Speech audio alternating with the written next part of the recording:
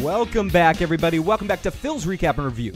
Better Call Saul, Season 4, Episode 5. Quite a ride. What an apt episode title for this episode of Better Call Saul. Definitely took us on a ride, touching upon a lot of Breaking Bad stuff. We're starting that gap, as we say this season. That big gap is closing around, and that the world of Breaking Bad is becoming the world of Better Call Saul, and it's all interconnecting. Plus, we have the Kim storyline, which was really kind of cool tonight to watch her self-destruct her whole situation. At the same time, Jimmy kind of self-destructing him. He can't just chill, because when you chill too much, you have too much crap going on. You're haunted by your demons. We got to mention, or we got to see Howard for a second, who basically needs to get a new therapist, but we'll talk about that later.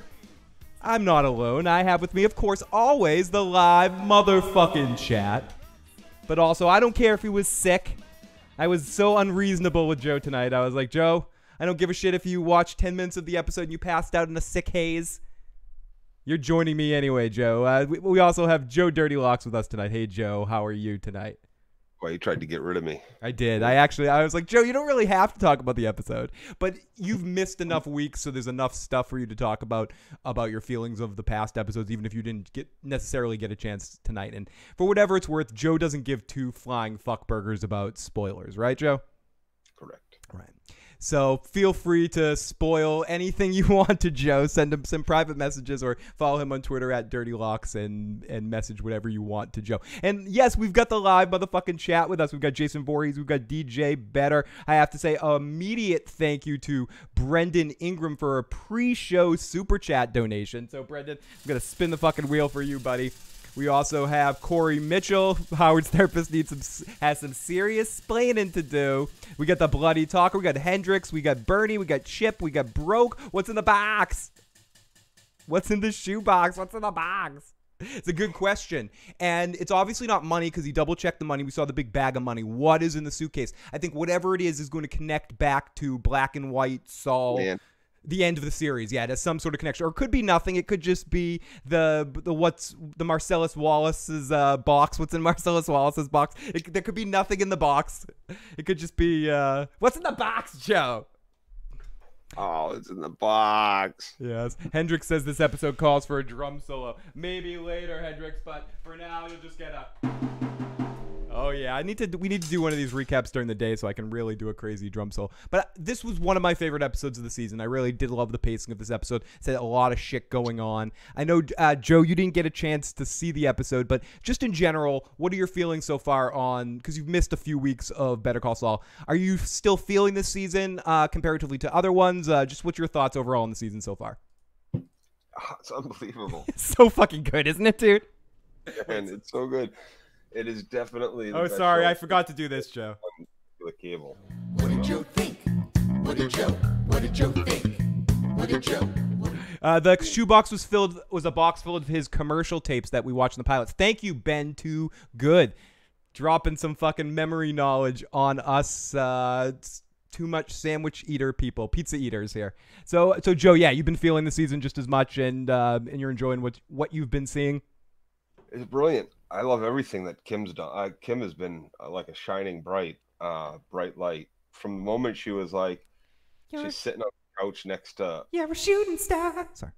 And Howard is all like, your brother killed himself, and he's like, well, you're gonna have to, that's on you, Howard. And Kim gave Jimmy this look, and you thought like, oh God, she's gonna be pissed at him for this like attitude. Then it's like. She totally nuts up for him. Like. Yeah, she does. And this is the first half of the season, Joe. This ends in the first half. It's a good point. We have 5 episodes left, but I can't believe it. We're already halfway through this season. And at this halfway point, I love the way the season is progressing. I love the feeling. I love the vibe. I love where it is going. Adam Shields with the super chat donation. Let me spin the wheel. The other one was Phil Drink. And I did take a drink. I'm drinking wine tonight. And we got Sam in the live chat. We got Big E. We've got everybody. We've got lots of great friends popping on in there. And I like that we got the continuation for Kim's story, too. I too am digging Kim's story. The last episode, I didn't necessarily dig it as much as some of the other stuff. But in general, she's really been one of the best players that we've had this season. Her and Nacho have really stepped it up. I mean, Nacho's always been good in whatever they gave him. But him this season in some of his nonverbal acting and some of those action scenes and the way all that's cut to add this different dynamic to it. It's changing into a different show, or it's evolving, and that gap, as we were saying, keeps closing. But I like how it's happening. What was that, Joe? The lack of McGill in the show. Yeah. These others are getting far more screen time as well, so. Exactly, and they're having to pick it up and change the dynamic. I love in this episode tonight, and you're not going to know what I'm talking about here, but I love in this episode tonight, a lot of the big part of the Mike and the Gus storyline is Gus wants Mike to vet people to build the mega lab, which was originally supposed to be Gale's and ultimately becomes Walt's.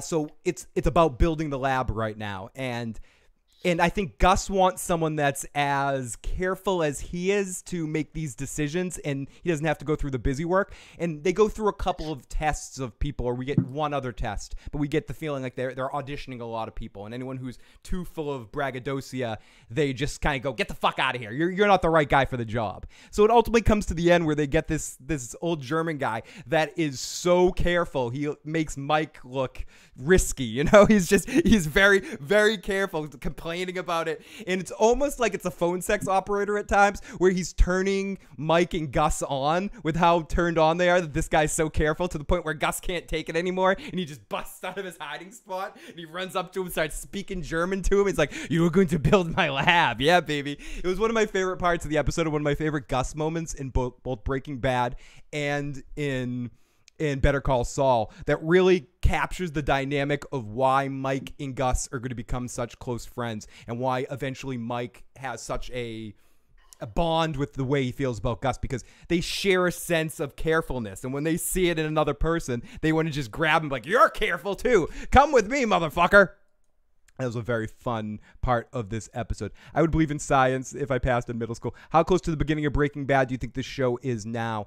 From a year and 6 months, that which gets talked about a lot in this episode, that Saul has been at it for a year, or he gets his license back a year and 6 months. I don't know if it's going to be that soon. I think at this point it's probably about 2 years or so before the start of Breaking Bad, but I'm just throwing numbers at the wall. I don't think they know that number quite yet. They play with time a little bit, and when they discuss this in the writers' room, they don't know how long Cinnabon Saul is from the time Breaking Bad happened. They're not exactly sure the time Walter was away from his there's a whole bunch of shit that they're not sure about, that they leave vague to give themselves more room to write interesting things as stuff comes up. So okay. So Joe, you're feeling the season. No Joe rants, or no Joe negativity here.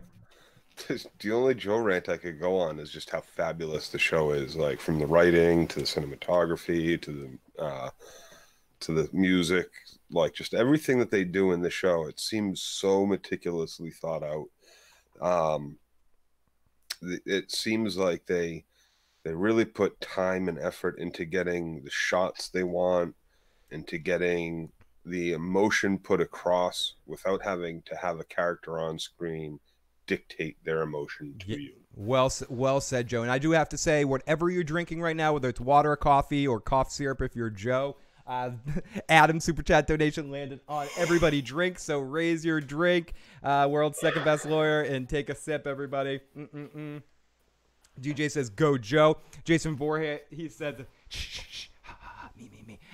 If I played with time, it would smash a clock into a camper's face." I think Jason Voorhees definitely knows what's up when it deals with situations like this. Tim Gersh says, "The picture of Worf is clearly flirting with me." We got Mike in the live chat too. Great to see all of you people. And also forgot to mention, if anyone wants to call in, they can leave a voicemail right now at 781-990-8509 about this whole season, these first 5 episodes, or just this episode in general, or just say, "Hey, Joe and Phil, go fuck yourselves." Whatever you want to say, you can do that. And you can also call that line 24 hours a day, 7 days a week if you're listening to the podcast later, and we'll play it on a different line. If you're out of the country and you don't want to go 01001 or whatever it is, you can add me on Skype at I Got Issues Man and message me there and send me a video message, and I will play it on the air as well. Okay, so let's go into this shit, Joe. We've got a couple voicemails here. So let's play our first voicemail, or we actually only have one voicemail. I think one's a lot older. This is from our good buddy Oh no, we've got 2 voice messages from Big J. Let's play the first one first and the second one second. This is from Big J. Take it away, buddy. Big fucking Phil, baby. Big J over here.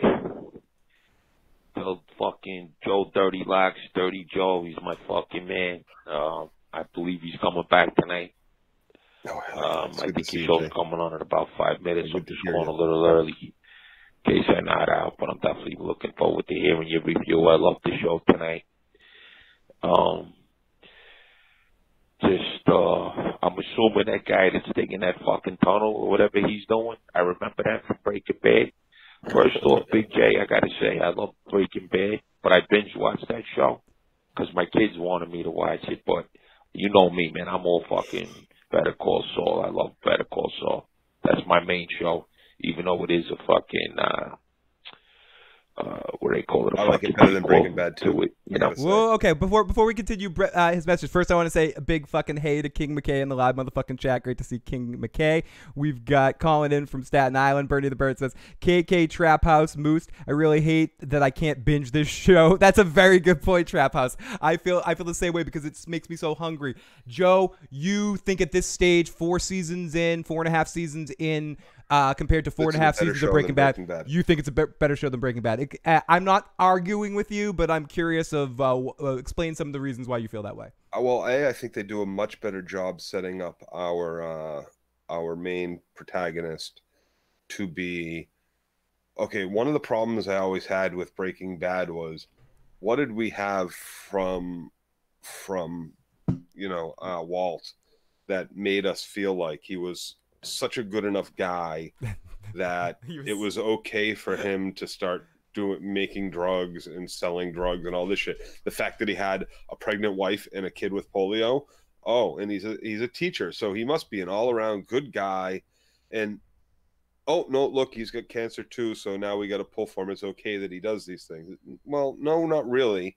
And they went so quick with it, they turned him into an asshole pretty quick surrounding the whole thing, that it's almost like you could understand people who are like, I don't like that show. I think it's a horrible show. I think it's horrible people. They're doing awful shit. They're killing people. That's not a hero. I would argue that Breaking Bad doesn't have any heroes, and that's the beauty of it. Correct. That's the beauty of it. Correct. So even in the name, even in the name of the show, it's kind of a lie because he doesn't break bad. It's like we don't know how good he was in the first place.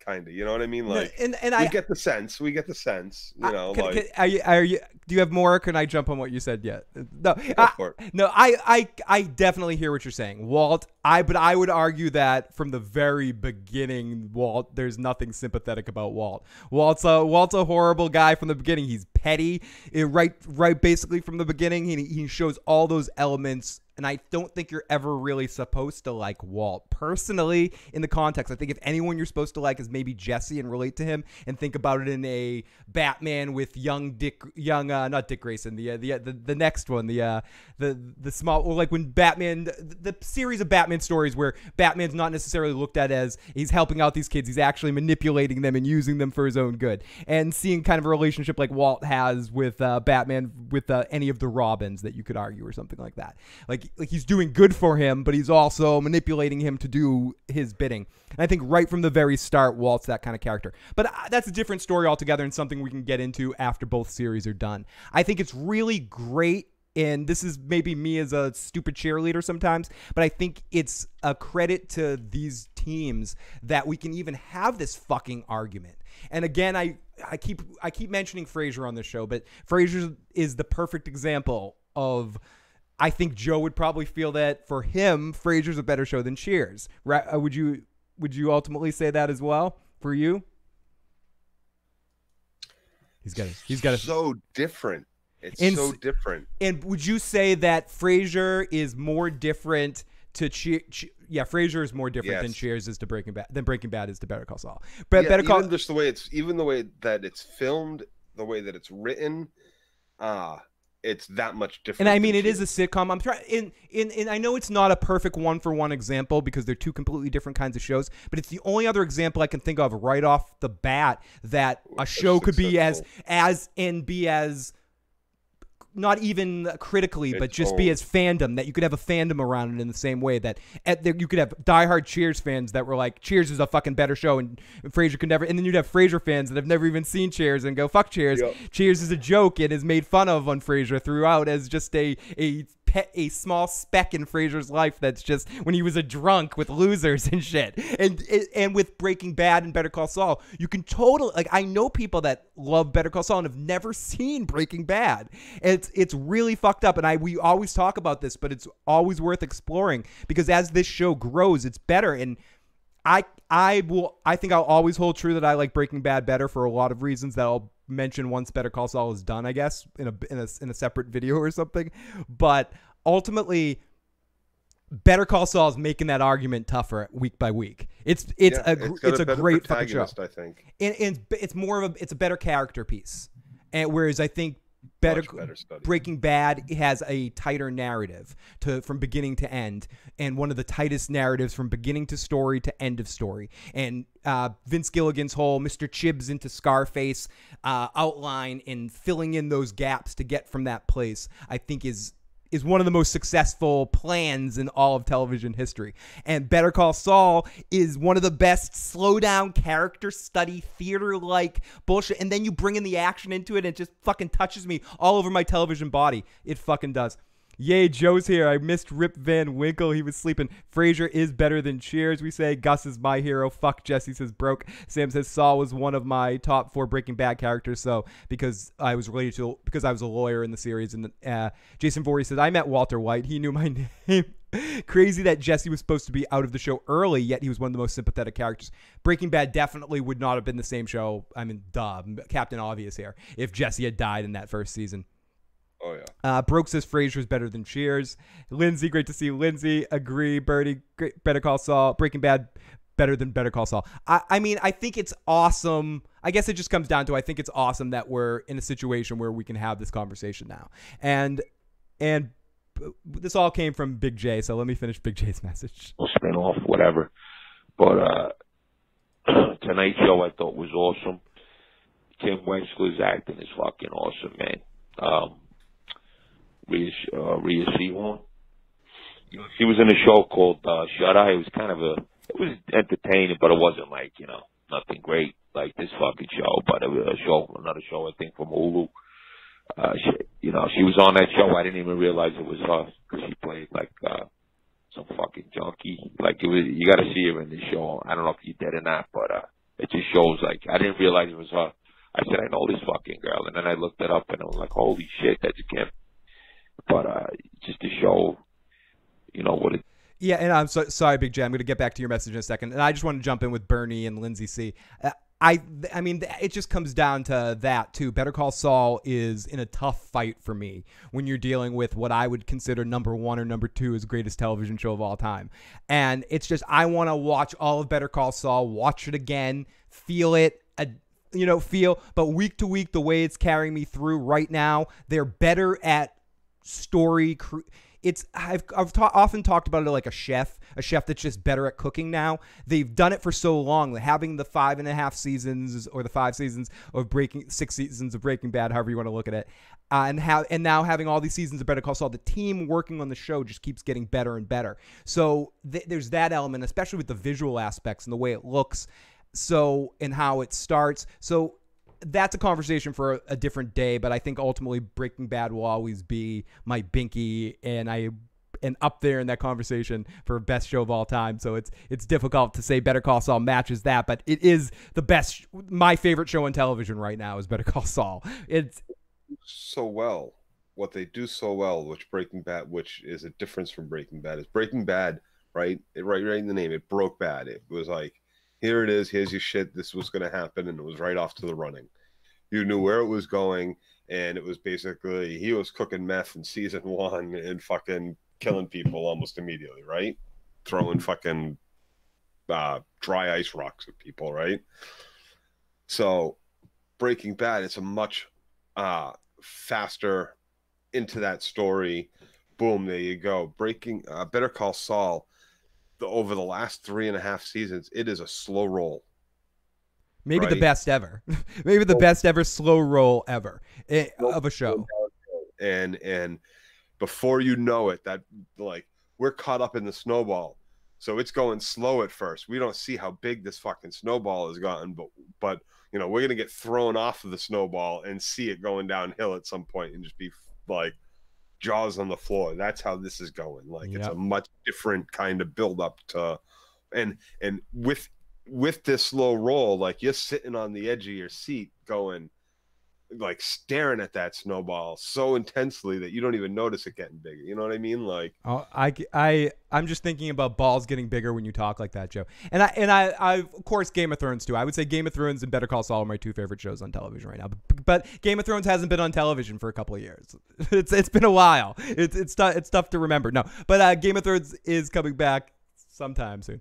But we'll talk about that at a different day. But yeah, those two shows would probably be the shows I get the most that I'm most excited during their seasons. There's a couple other shows that definitely make me excited, but not on the same level. And what also makes me excited, Joe, it really tickles me good, is the recap.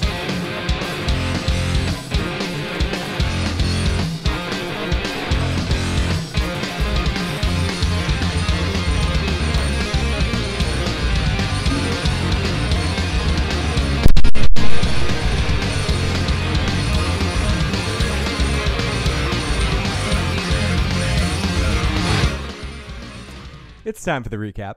And let's play a little bit more Big J's message before we start the recap, but it's recap time. It's oh yeah. You know,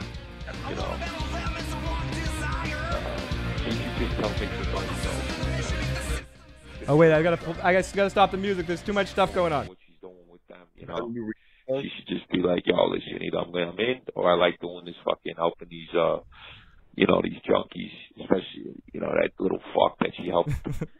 Typical kid, man. Typical teenage punk, you know, not appreciating what someone does for them. Complaining he's got 4 months probation. The kid was supposed to go to jail. Jimmy.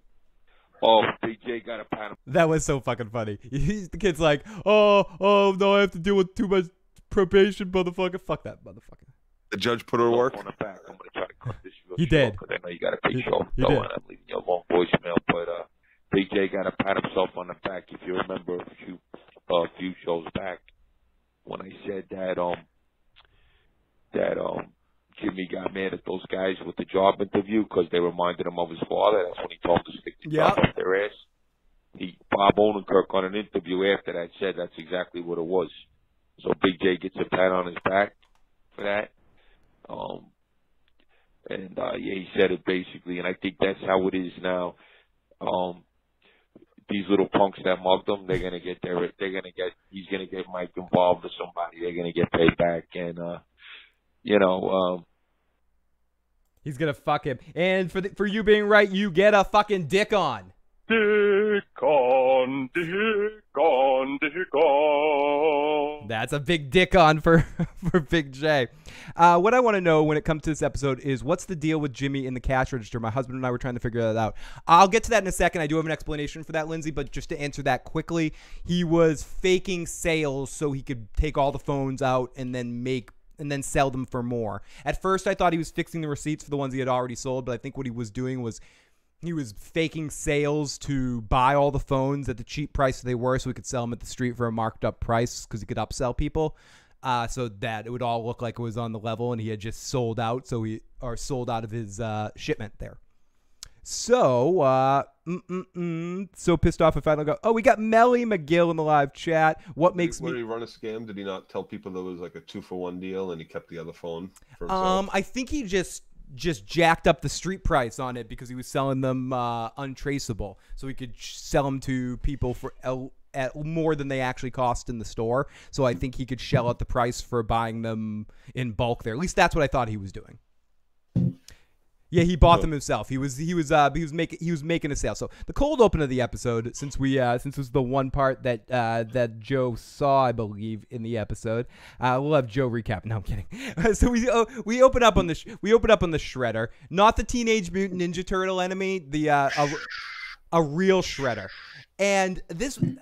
I love people in the live chat to talk a little bit about their realization of this moment, because at first my first thought watching the scene, as I see the shredder, we hear Jimmy's voice and we start to hear a couple things, but we're not actually hearing Jimmy's voice, we're hearing Saul's voice. I thought it was a flashback to like slipping Jimmy days, and then we finally see the secretary. It all kind of comes together in an awesome way where you're like, holy shit, wait, what is this? What's going on? Wait, we're in Saul Goodman's office, and then it's the in between time after Saul decides that he needs to liquidate everything and get the hell out, and we get all this shit. We're all here. Meaning what exactly? Yeah, meaning, field mice. Before I start playing this stuff, Joe, do you stupid question. Do you like that that they're playing with more times in Saul's life, that now we're seeing another time within the Breaking Bad timeline? It's complete fair game, right? I mean, it only makes the show better. The way, okay, I'm not, I've always been one to rail against time back and forths, and they do it so well. Like, not really time back and forth, but they just keep it to the beginning of the show, and the way they do their Jimmy perspectives, I think it's unique. It really, as far as like storytelling goes, it's very unique. Right down to the camera angles and the way they shoot it from a perspective where you're looking on the character, like you're watching it from a stage standpoint at times, like in a block, and you're looking at it straight on Jimmy's face, or like this, like you'd be watching a podcast, like this, like, hi, I'm Jimmy doing something, bum bum bum, like something like that, minus all the flop sweat here because it's 95 fucking degrees. To like focused on something else, it's very comic book framed. Holy shit, we got a super chat donation from Melly McGill. Thank you for all the super chat donations tonight, guys. It means so much. It keeps us being able to do this. Thanks, Phil. Keep missing the start of your live chat, by the way. I was previously Melanie McQueen. Thanks. Oh, awesome, Melanie. Great to see you again. Spin this fucking wheel. Spin the fucking wheel for you. Oh gosh, thank you so much. It means more than you know. I wonder how many people haven't seen Breaking Bad were confused by that scene. I agree.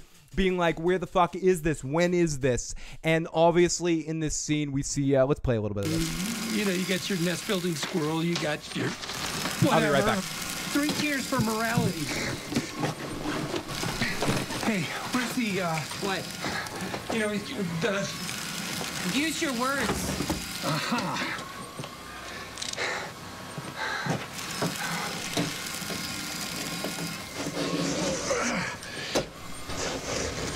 Did you shred the files under your desk? Yes. Did you shred the files under your desk? What about your Rolodex? Yes, and everything in the filing cabinets and the safe. The stuff in the bathroom. You did that yourself, remember? Right.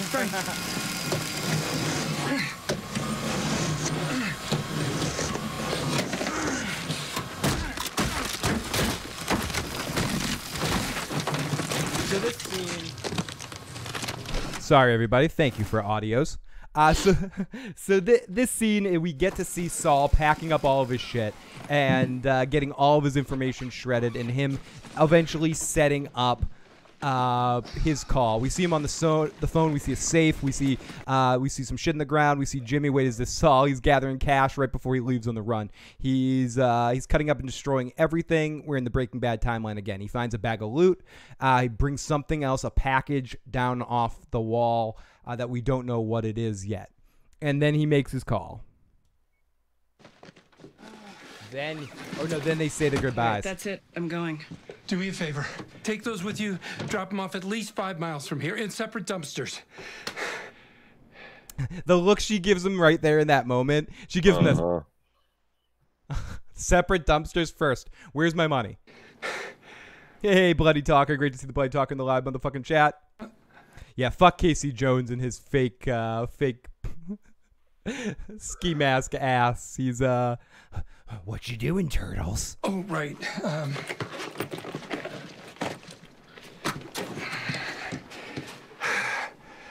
Mel, I owe you 10 push-ups. Or Joe, me or Joe. Joe's sick. I'll do them.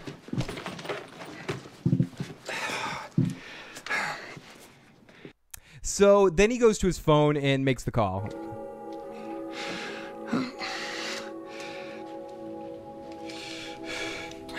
And I mean, we're not seeing anything we don't know, but it is interesting to be able to see these scenes. And it's interesting that we're seeing a show because they're important to his character. For my Hoover Max Extract Pressure Pro Model 60. Can you help me with that? A pickup. How hot? Red hot. I know where that is. I'll be there.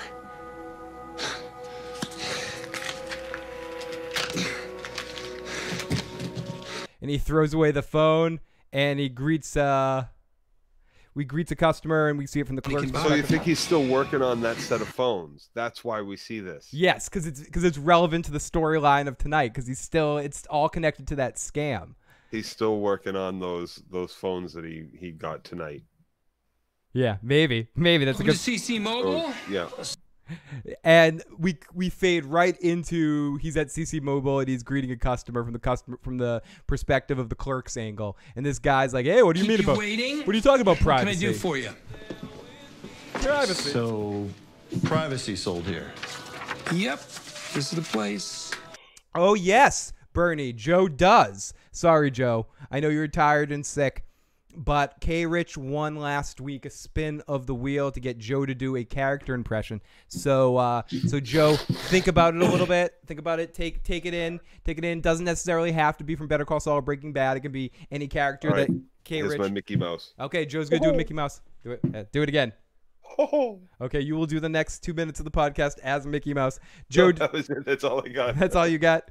Phil, do the fucking push-ups, asshole. Okay, I gotta do the push-ups in a minute here. I'm just sorry. I'll get to another big audio clip. Next big long audio clip I do. I'll go do my push-up plank type things or whatever I can. Joe's still sick. Joe's not doing any push-ups. Yeah, Joe's like, fuck you and your push-ups and your fucking stupid wheel, asshole. So we go right to him greeting this customer. Privacy from who? Come on, you know. Like, the government? Could be. Like, the IRS? Bingo.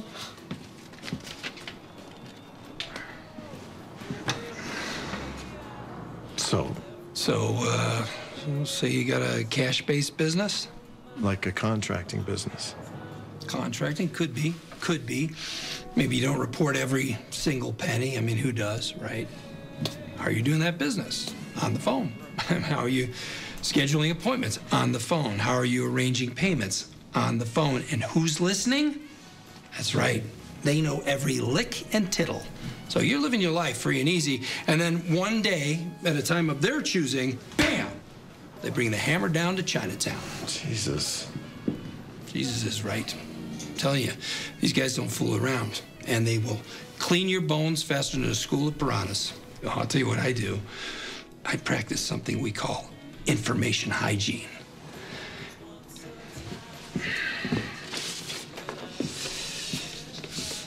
Can't be traced, can't be tracked.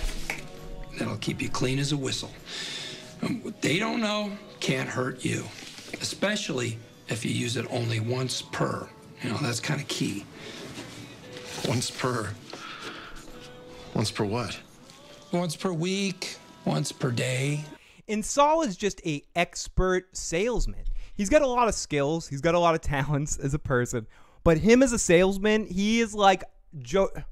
Joe and I have a friend that reminds me a lot of Jimmy sometimes, especially when he's in salesman mode. Oh, you're going to do it. You got a good deal. I got a good deal. You got a good deal. I got a good deal. I'm going to give you a good deal. Okay, just tuned in. Who is Phil boinking?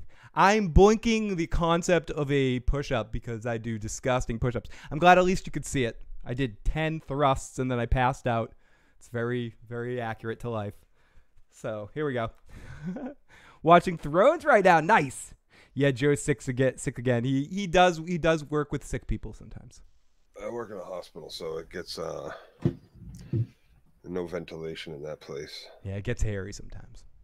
So he greets customers from his perspective. We get the clerk angle. This guy's like, what I can do for privacy. He gives him a burner phone, and he gives a cool line, one per, which is kind of neat. Then our next, Yeah, it means nothing though. Use it once per. No. Use it once and then throw it away. yeah, just once and be fucking done with it. Then our next scene, Joe, this is where you didn't see any more of the episode. Now you're just listening to my babblery about Pretty this, much, right? yeah. Okay. So we see a mustache man get off a bus, head to rent a car, and basically this is all just a lead up for he gets a message from Mike. Hey, use the prepaid parking ticket in the cup holder to exit the lot. Make a right, follow the signs for I-70 West. Got it? 70 headed west, yes. Keep the phone close by, and I'll call you in about 20 minutes and talk you through the rest of it. Okay? I understand, yes.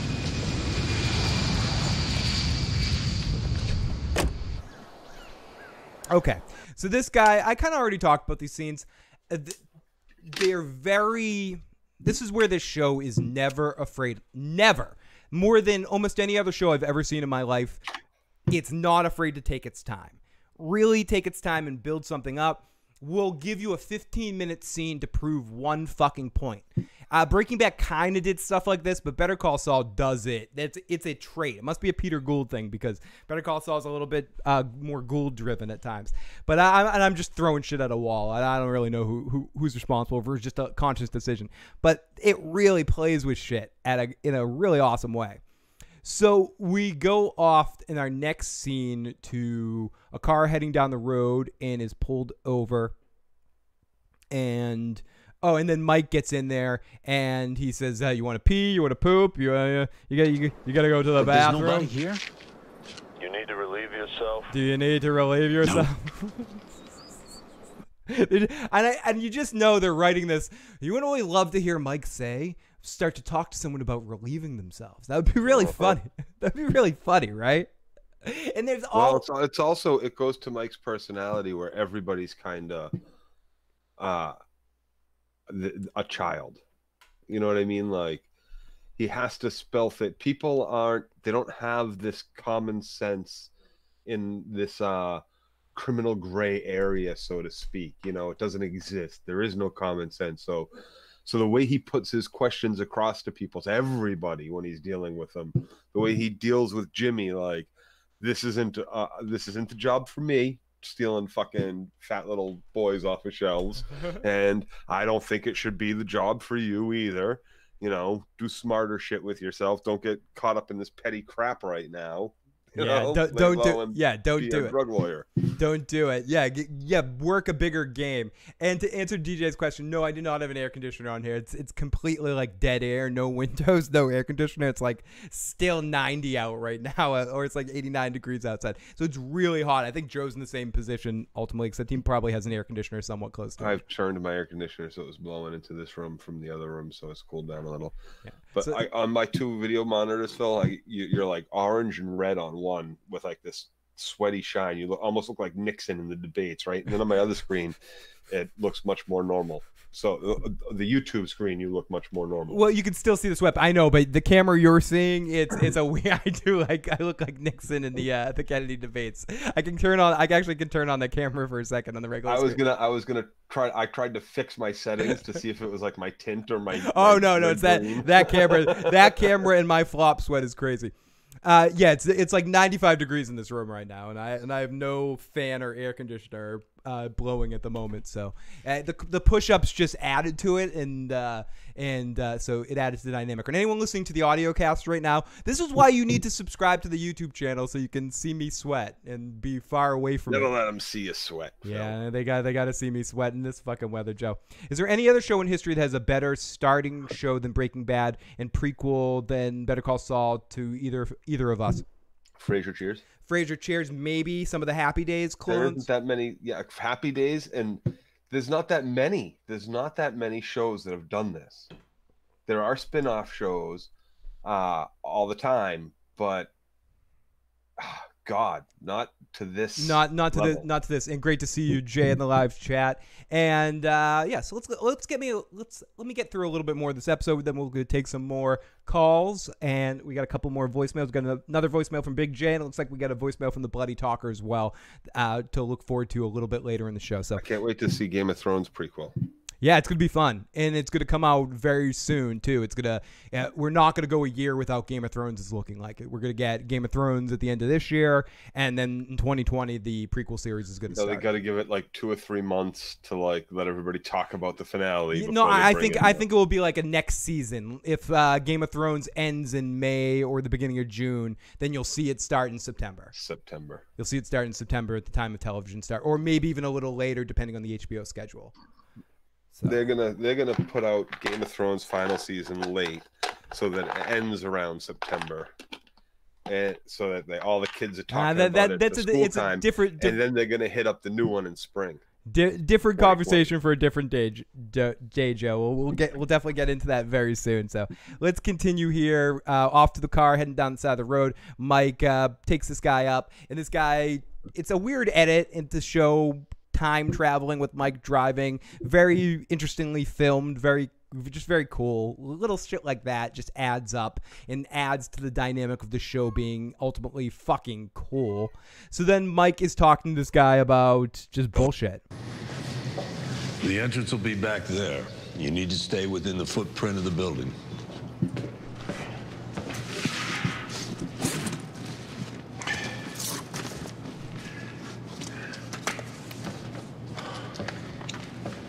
Oh, there's a laundry? Yes, they're setting up. They're ultimately he's trying people out to see if they're the person to try to build this thing. So wait, the lab isn't built, but the room is there. I think so. Yeah, they're thinking about whether they're gonna have to tunnel for it. I think they're talking about building the tunnel and how it's all gonna be set up. Oh, so this guy was a construction worker. You're gonna have to stay within the footprint of the building. You can't. Well, the first guy to come out was a bullshit artist. He's like, he says I can do this in 6 or 7 months. Yep, they're talking about building the room, not the lab yet. Yeah, but not the lab, just building the room, like the entrance. And very early situation here. And this first guy is just a kind of like a braggadocious. He's like, I can do this and I can do that, and we're awesome diggers. I will not disclose them. Yeah. That's what I thought. And Gus, who we find out in that situation, is watching and listening to everything. Mike and him have the same read on this guy. This guy's full of shit, and they don't want to work with him. And he gets a plane ticket home and gets the fuck out of there. So then we go to Kim time, and yes, Joe, as Joe was asking earlier, she does get her Neelix clients. Judge Neelix gives her some clients for hanging out in the courtroom. The first one is this guy, Billy, who, this other dude, I forget what his name is, but we get to see the lawyer. Do you remember the lawyer Jimmy had all those dealings with in the first season? He gets a cameo in this episode, and Kim goes wipes the floor with him. Ultimately, he puts up a decent fight, better than you would think, but ultimately, Wexler for the win! She destroys him in a long, drawn-out battle between the two of them.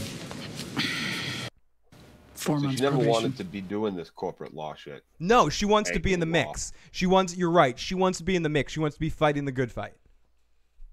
She wants multiple clients, multiple cases, multiple everything. She wants multiple things to focus on. She doesn't want to focus on opening new banks and contracts with cities and shit like that. She wants to feel more fulfilled. It's not necessarily about the dollars. No, definitely not. And which comes into play in this episode, Joe, later on, where she basically, well, I'll get to it in a few minutes. She ultimately gives her job a big fuck you for one of these kind of clients. So initially she goes back and forth, and they go back and forth about this kid. But what happened to 6? You're annoying me. You can't play chicken with me. I invented chicken. Wow. Okay.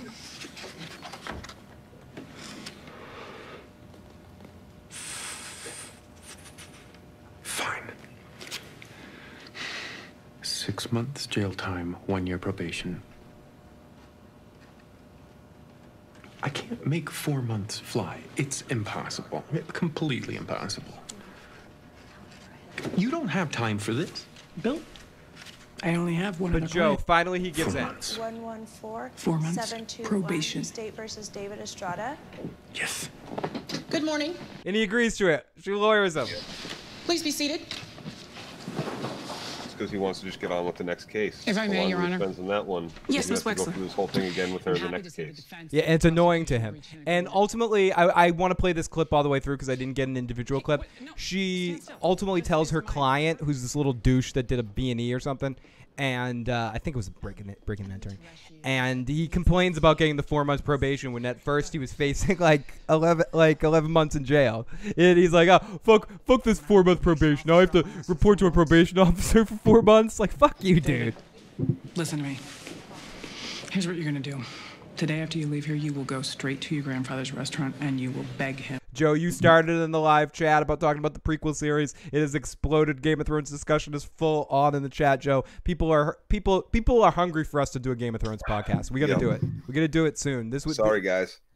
We'll try to do one this week. We'll try to just do a Game of Thrones Q&A type podcast this week sometime between Joe and I. We'll touch base about it. We'll figure it out.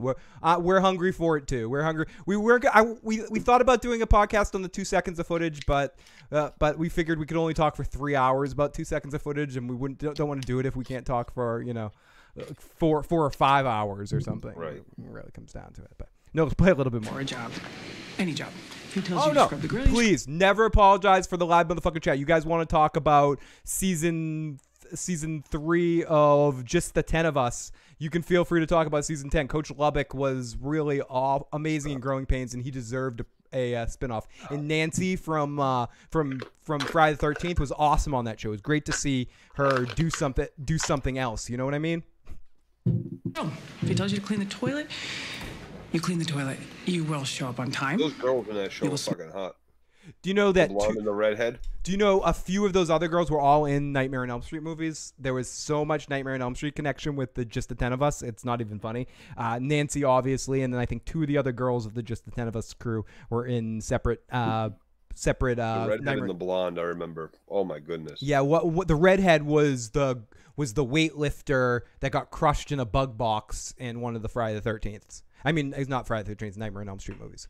That would be Nightmare on Elm Street 3, The Dream Warriors. No, that was not Dream Warriors, Joe. I believe it was Dream Child. She was not in the Bubba Kincaid and Philip. The Roach Motel wasn't in Dream Warriors? No, Roach Motel was in the Dream Child, I believe, Joe. I believe the Dream Child. No, because the dude got put in the. Joe, this is an argument you won't win. This is an argument you won't win. I would go away now. I know my Nightmare on Elm Street.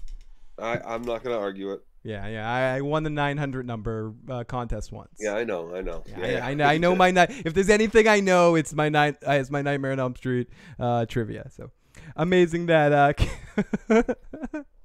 Gotta. I love babbling to you, Joe. Okay, I lawyered you right there. I did a little bit. In the same way, Cam lawyered this guy. Cam. You will show up on time. You will smile. You will say please and thank you. You will keep your nose clean. You understand? Because if you don't, you will go to jail. You will not pass go. Jail You will with not grown-up collect bad guys. $200. Picture that, David. Really picture it. You ever see this? I'm not gonna do. You really picture it. I'm talking about really picture it. Wait, no, not that one. Really picture it. Yeah, you see it now? You see it now? About it next time. You see what it's going to be like You now? got it? Yes, the 1-900 Nightmare on Elm Street hotline. I actually won. They sent me all the VHS cassettes of the Nightmare on Elm Street movies, the CD of the current movie, which was the final one, which wasn't the final one, and like trading cards and shit like that. It was the one time I was because I racked up a big phone bill calling those 900 numbers, and I wasn't even cool enough to call the sex lines. I used to call the wrestling hotlines and the Nightmare on Elm Street line and the Family Feud line, and all of it came out of it that I won this Nightmare on Elm Street contest.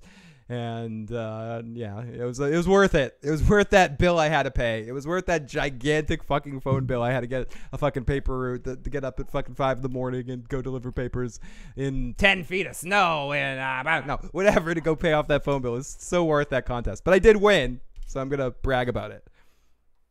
Phil paid to win a contest. Exactly, Bernie.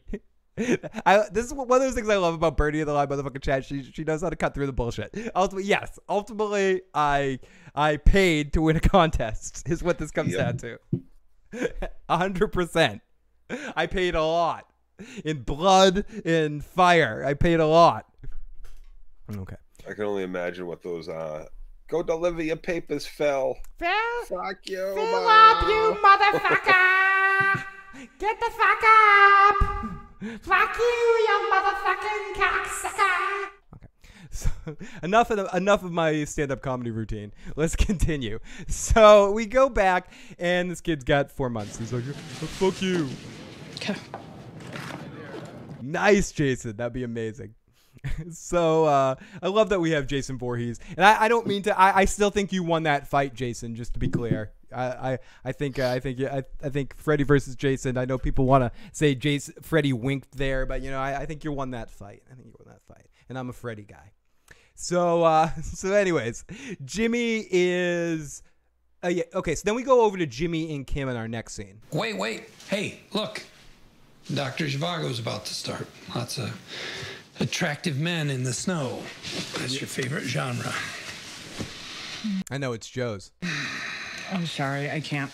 I have tons of. I love Cliffhanger. That's a great movie. Or what's that other one? Alone, or the one where they eat each other. The true story where they crash. Alive. Yeah, those are all like awesome movies with dudes in the snow. I love those. It's one of my favorite genres. Very to catch up on. Isn't that why you have Isn't the part of the Lord of the Rings has some dudes in snow too, and the second Star Wars movies like there's a whole dudes in snow part too. That's pretty fucking great. White Fang. Yeah, White Fang. It's a good one too. I have to review her work. You watch. Thanks. Yeah. Oh, Jason has spoken again. You're goddamn right. Another good one where there's a bunch of guys in the snow. The Seven Dwarfs. The Revenant. The Revenant. Oh yeah, sorry, Joe. Wait, I gotta get the Trump fill. That was really good, Joe. I'm sorry I wasn't on that. Joe, one more time. Oh, you want me to repeat the joke? Do it one more time. Another good one where there's a bunch of men in the snow is the Seven Dwarves. There we go. Sorry. I need to do that for my own benefit. I'm sorry. It was really good. Oh my goodness. Okay, so Jimmy's choosing TV, and he's getting pissed off. I'm getting pissed off. I'll give me attention. This is me every night. Give me attention. Can you work with the TV Come on. Look, do you have to do that? Pay attention to me. Go ahead. It's fine. Me. Yeah, anyone else, if you know any snow movies we're missing. Jack Frost, Reindeer Games, that's another really great one. Whatever, don't say Biggie Smalls 3 times in a row looking in the mirror. Fargo is another one. Alive's a really great movie, it really is. It's not that good, actually. It's actually not that good. It makes me hungry. It makes me go, it's a good movie. Like the whole thing, I remember when that movie came out, and it was all about, oh my God, there's cannibalism in it, but like ultimately it's the acting's okay, but it's Shut the fuck it's up, an of a movie. Oh wait, Jason, it absolutely counts. Jason has the winning answer. Does Scarface count as a guy in the snow kind of? Yeah, we're gonna go with a couple of scenes, but yeah, we're gonna go with yes, because that end scene that was a hot dog that in the snow movie. But we're gonna go with Scarface as the winning answer tonight. Phil needs attention. What always, DJ? I'm an attention whore, as they say. Attention whore. I think that's how I'm defined, right, Joe? Would you just an attention whore? Yeah, accurate. Modern day vampire. Yeah, sucking people's life in public settings. Let me suck your life. Ooh, yeah. Yeah. Stop getting turned on, Joe. Stop getting turned on to the prospects of a future. You're sick. Get healthy first. I like that vacuum sound you made. Oh, you do. Yeah. Yeah, okay. So get my vacuum cleaner fixed. Okay, so did Jason actually ever play hockey? I don't know. No, he took that off of another hockey player. If you want to know a great show that involves being trapped in the snow, includes cannibalism, watch Terror, Cannibal the Musical, Let's Build a Snowman. We can make it 6 feet tall. We can make it Let's build a snowman. Okay, so I forgot Joe has his Bluetooth headphone in. So he's going off to run off and do something somewhere far away. He's going to the bathroom or something while he's listening to us now. So what do we... so let's listen to a little bit more of this. So what's interesting about this scene with Jimmy and Kim is that... Oh, thank you, Stephen Michael Davis. We'll get to you in 1 second. What's interesting about this scene with Jimmy and Kim is Jimmy can't sit still for 5 minutes and take any time to think for himself. Kim gives him room. He's sitting there watching TV. She's doing her own thing. He's doing his own thing. And he can't sit there and watch the movie. It's done so effectively that hearing the music of the movie playing off of him causes him to feel all these emotional feelings that he doesn't want to feel. So he's just like frustrated in the moment and shakes and shakes and shakes and can't deal with it and gets up and goes, I got to go to work. And he goes off, and we get into this amazing section with Jimmy selling these cell phones. So we cut off to Jimmy fucking with the cash register, making it seem like he sold all the phones or setting up receipts for phones he was going to eventually sell. And so he goes up on the streets. Jimmy's driving around. We get more interesting angles, and he asks some dudes if they want to buy some cell phones. Hey, dudes. You want to buy some cell phones? Hey, how's it going? How you guys set for phones? We got phones. Private phones. Beat it, narc. Oh, come on. Would a narc drive this piece of shit? Take it back to impound narc.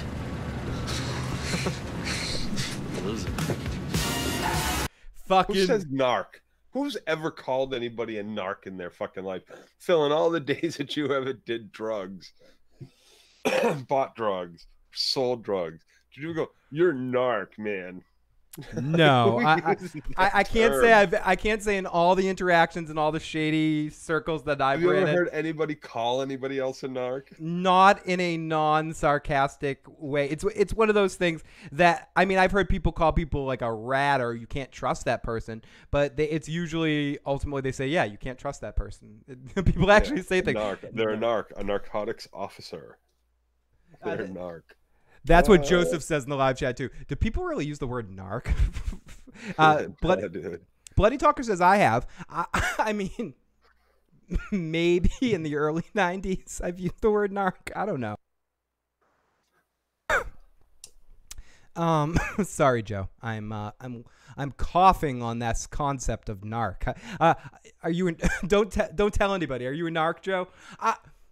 I think I've said it in jest a couple times, but somewhat serious in reference to a kid that might be someone that goes to a teacher really quickly or something. Where you call a teacher? Okay, well, no, yeah, okay. That teacher, on me, yeah, kid. Don't narc on me or something. I think maybe in the 90s I've used that a couple times. Used a little wrong, but okay. Yeah, used in a weird sort of way of saying that kid narked on that kid or something like that instead of ratted.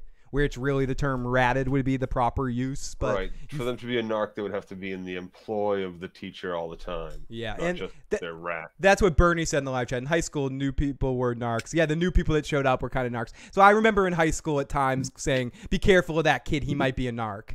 I actually do remember saying that. So I can't. All because of fucking 21 Jump Street. Yeah, 21 Jump Street, Just Say No campaign, all that sort of shit. Yes, and being that kid narked that other kid out. Yeah, I have said it, Joe. So I'm glad we worked this out. I'm glad we worked this out. Adam, great to see Adam in the live chat. Bernie, let's see. Oh my goodness, Joe.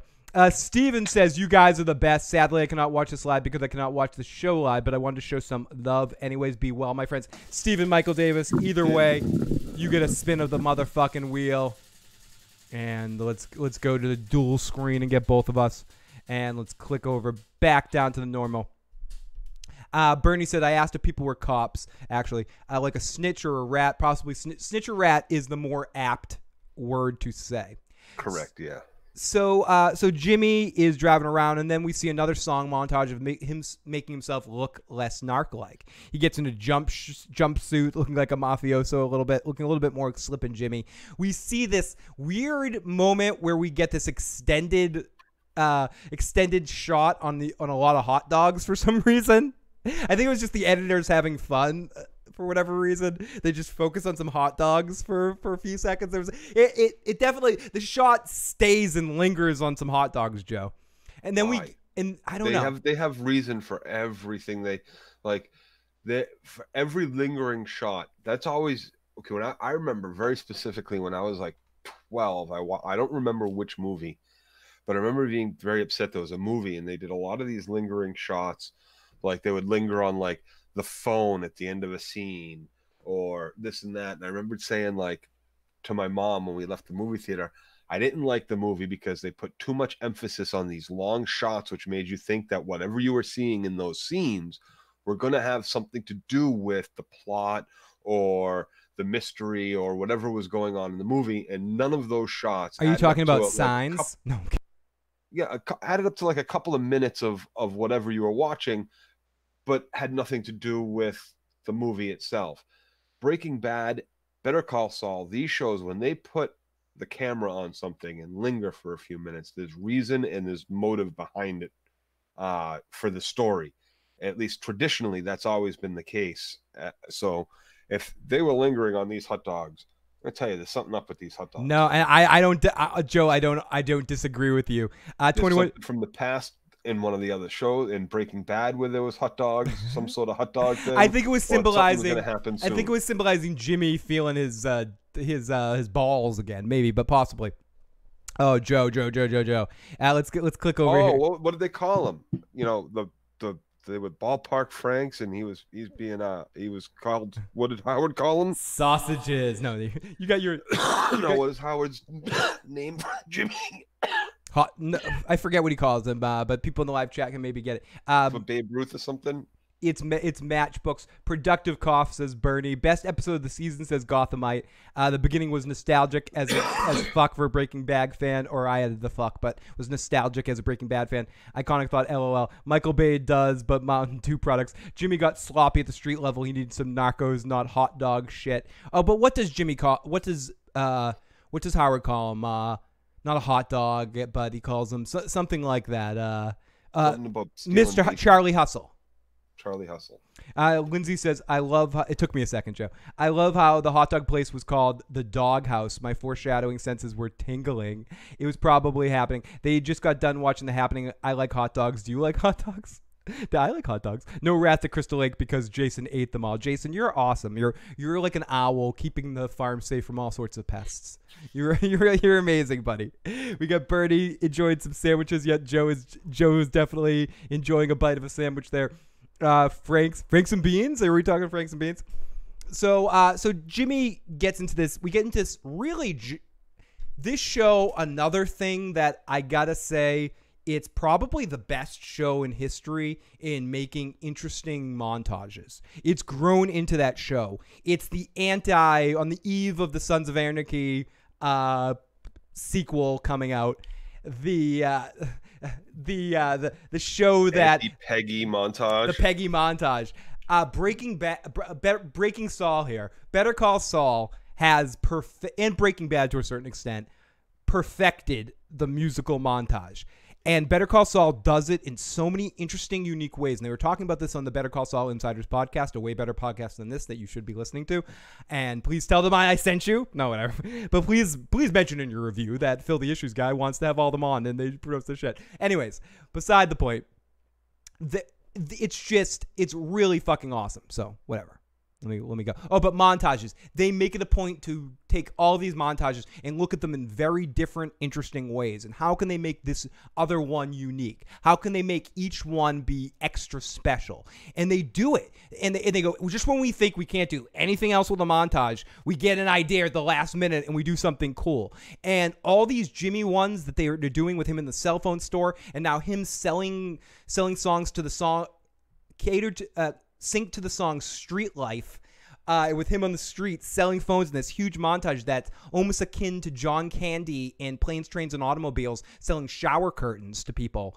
It was almost akin to a scene like that, with him just going crazy all over the place selling shit. It was just awesome that you can stop and do that in this show.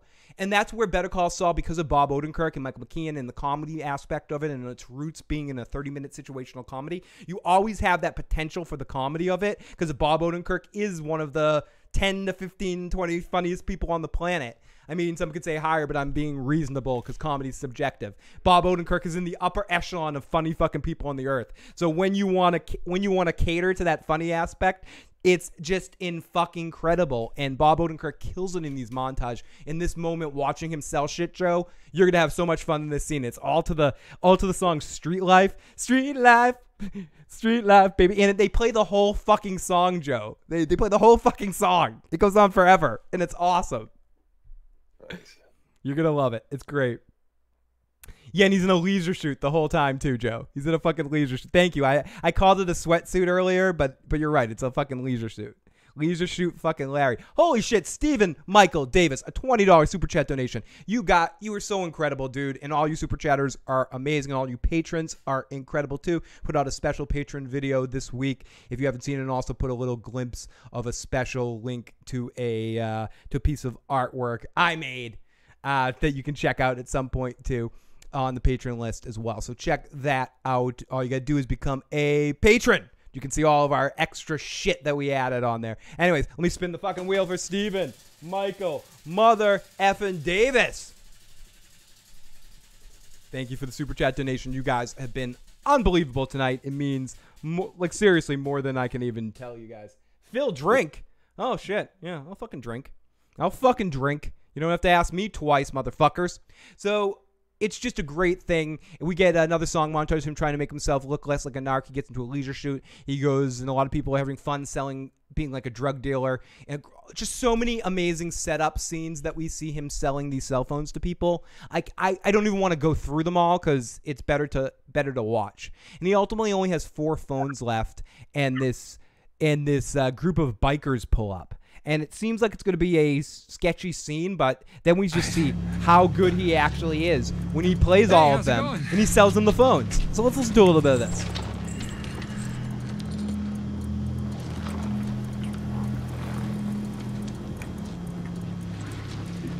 Did you get that ink in Las Lunas? Las Cruces. And to Joseph's point before I play this clip, that was a beautiful montage with all the different street people wondering how much time went into making it circa 2006-ish. And that's a very important aspect of this show, and I think they pay a lot of attention to it. Never do I think, oh, this is set in 2018. I never worry about the time at all. But it doesn't seem exactly like right now, but it's what they're doing in the show makes it not really matter, but I never really question that.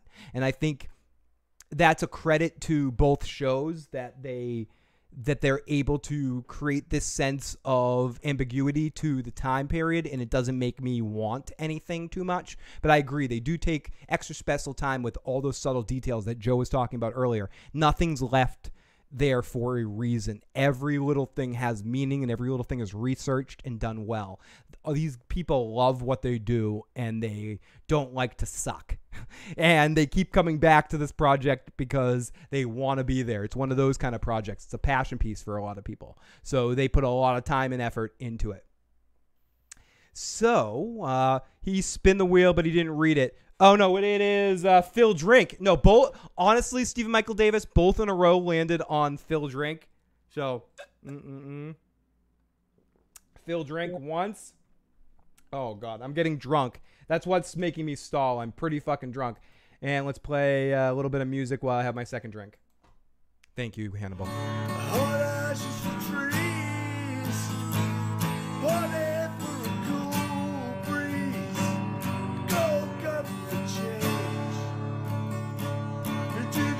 Thank you, Hannibal. So here I am. Laura D. Great to see. Hey, everyone. Hello, Phil the Issues Guy. Missed the live stream with you in the motherfucking chat. I didn't even watch the show, but I enjoy being here. I enjoy having you here, and I know July and August have been kind of off months as they are sometimes in the summer. We've been getting shit together for a move and also just been so hot in the studio. But starting in September, we're going to be going, or it is September now, but we're going to be going a lot more. I'll be probably live tomorrow night as well, if not on Wednesday morning. So talking about the show Mayans. And then Joe and I will probably be on one day later in the week as well this week too. So we're going to get back to 2-3 times a week coming up now in the fall. Now that we have a little bit more time, some more shows are going to be on. Also have to mention again that we're not going to be doing the Emmys this year, even though how much I love doing the Emmys, because for some reason, I always thought the Emmys were on Sunday nights, but it seems like it's on a Monday night this year, and it's going against Better Call Saul, and I will not skip a Better Call Saul podcast to do the Emmys.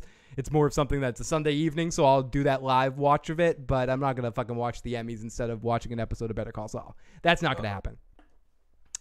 Can you exchange or walk a part of the war for a lead role of Cage? I think I can, Bloody Talker. I think I once did that. Mayans is on at 10 o'clock tomorrow night, so I don't know if I'm going to be on right after that for some quick thoughts, and then maybe Wednesday morning with Joe for a little bit more of a detailed thing after he gets to watch that, because I know he's eagerly anticipating that, but he has to work tomorrow. So, but I do want to maybe talk about it right after the episode airs tomorrow evening as well. So we'll probably do a combination thing, and maybe Joe and I will do a podcast midweek where we talk about Game of Thrones and we talk about Joe's thoughts on Mayans as well.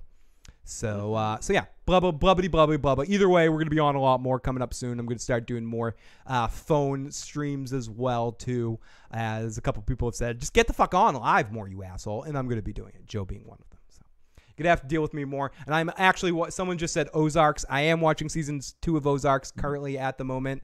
And I'm also watching season 2 of The Good Place right now. And I will be doing a podcast on both those maybe at the same time. I don't know if Joe watches Ozarks. Maybe we can talk about that. I do. Okay, so season 2, I haven't finished it yet. It's fantastic. I love it. Okay, so season 2 of Ozarks, Joe and I will do a podcast at some point and talk about season 1 as well. Even though I don't remember season 1 as well, but season 2 will be fresh in my mind, and Joe can remind me of things. But Ozarks is awesome too, which also has Better Call Saul and Breaking Bad associations. The person that mainly does that show is one of the writers from episodes of Breaking Bad. Breaking Bad in the Insiders podcast, they talk about that, how this show is a spinoff. Also, the director of episode 3 is the person that is the showrunner of season 3 of True Detective. So there's a lot of associations with Breaking Bad and the Better Call Saul universe and some awesome projects that are happening pretty soon. Also, one of the cousins that is in the last couple of episodes, the cousins, the Tuco cousins, one of the two cousins is going to be in a new Clint Eastwood movie where he is directing and starring in Clint Eastwood, and one of the cousins is a role in that where he works with Clint Eastwood. Some more information from the Better Call Saul Insiders podcast. Anyways, blibbity blah blah.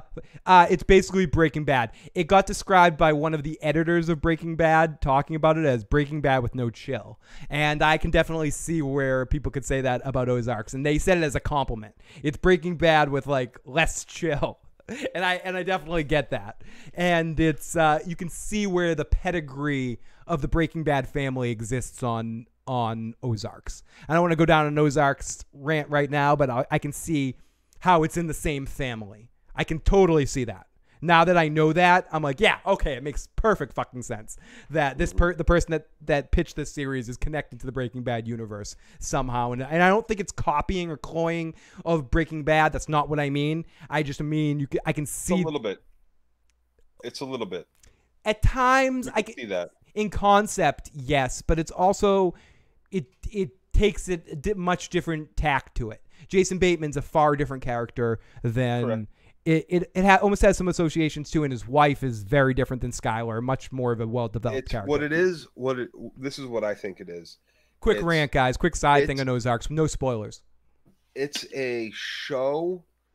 It's basically Breaking Bad, but what they did was they made it not about drug activity on the surface. It's more financial shit. Yeah, more deal making. So you have a little bit more of a leeway in your audience. There are people that are just automatically turned off by drugs. okay, and have a hard time getting behind someone who's about drugs and who, and yeah, it is. There's a fair amount of drugs involved in the Ozark thing, but that's not where he gets his. No. His whole kicks on Route 66 is fucking people over with deals and Is finances. Is He's the finance. It almost reminds me somewhat money washer. of the 80s movie Hiding Out with Ducky there, but whatever. Okay.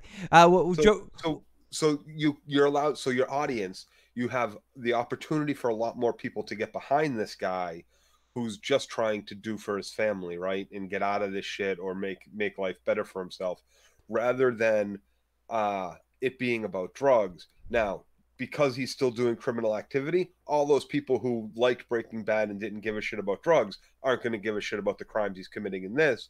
But the people who were turned off because it was crimes with drugs can get behind this as well. I get behind it too, Joe. And Joe so and it's different, but it's the same. It's the same. It's almost the same story. It's gonna be a fun series, and it's gonna be a fun podcast. Look for that coming up in the next couple of weeks from Joe and I. We'll be doing a Ozarks podcast. We also want to do a couple of live watches as well coming up.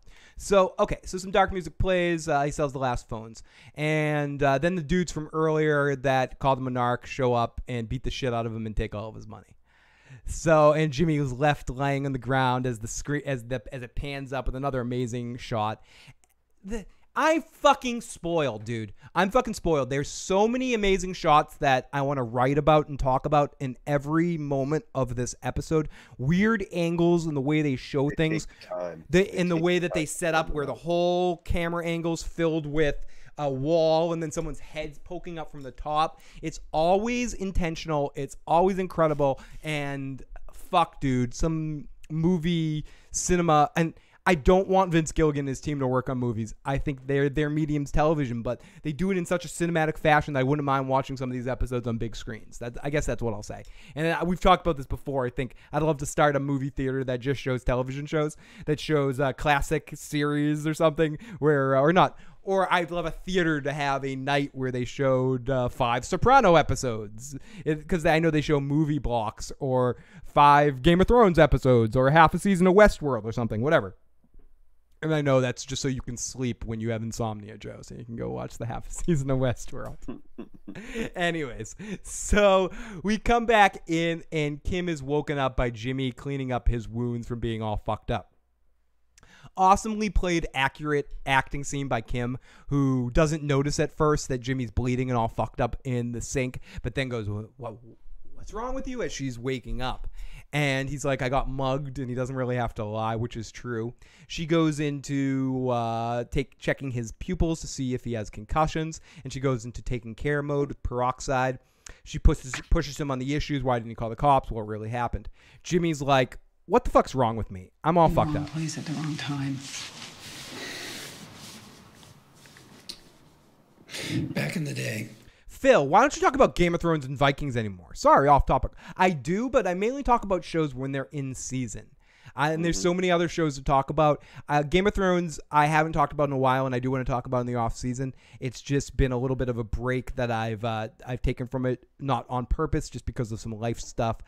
So some extra stuff has had to go by the wayside. But much more in this channel, where more stuff happens, we like to talk about it, not as much predicting and analyzing too much. When we get actually stuff to talk about, when we start getting pictures, and we start getting real trailers and stuff, we'll definitely be getting into it more and more. Vikings, when the new season starts, we'll be talking about every episode again. So we tend to talk more about shows when they're in the season of the show. That being said, if you ever have any request, I got issuesman@gmail.com. If you have a specific request of a kind of episode or kind of review you would want, talk about Game of Thrones, this subject, we'd love to. Joe and I are just bad at coming up with concepts of ideas for shows. We're like, what are we talking about? Send us subject matter on television. You guys want us to talk about something and do a podcast? We'll do it any night, any week. Cheers came from my nephew. Yeah, My cheers. nephew wanted cheers. And You now tell he us. You wants want us to talk do, about Game of Thrones, zip, zippity? Email us at igotissuesman@gmail.com, and we'll do a podcast about it. We want to know what you guys want to hear. Same with the patrons. You guys have a open door for that as well. Let us know, and we'll make the podcast happen. Email me at igotissuesman@gmail.com. Private message me any way you can, and we will make that shit happen, Laura. Tell us, and we will fucking do it. Don't tell me now in the live chat. Message me privately, because if I see in the live chat now, I'll fucking forget. And I got to drink again. So, okay, so then we get to see Jimmy, and he's like, what's wrong with me? What's wrong with me, Charlie? I would have spotted those low-rent little skeevs from a mile away, and they would have known not to roll me. Yeah, how would they have known that? I don't know. Vikings is amazing, and I can't wait for the season. I'm definitely feeling... no. I'll wait to talk about that. Sorry, Better Call Saul. Well, because back then, I guess... You know, part of me thinks we should change the show, Joey, where we just go a couple of nights a week and we just talk about whatever we want, but we'll talk about that we'll talk about that off air. We should just have a night a week where we do that. Yeah, one night a week where we have an absolute bullshit night where there is... Or morning show. For You would like that. You would be better in the morning. I wouldn't mind Steph that as well. gets you up when she goes to work. You just gotta keep your ass out of bed. I'm up every morning. I'm up every morning. I'm up every morning. Every fucking morning. Was one of them? I'm up every morning. Those days Good are night, over. DJ. Yeah. But, What?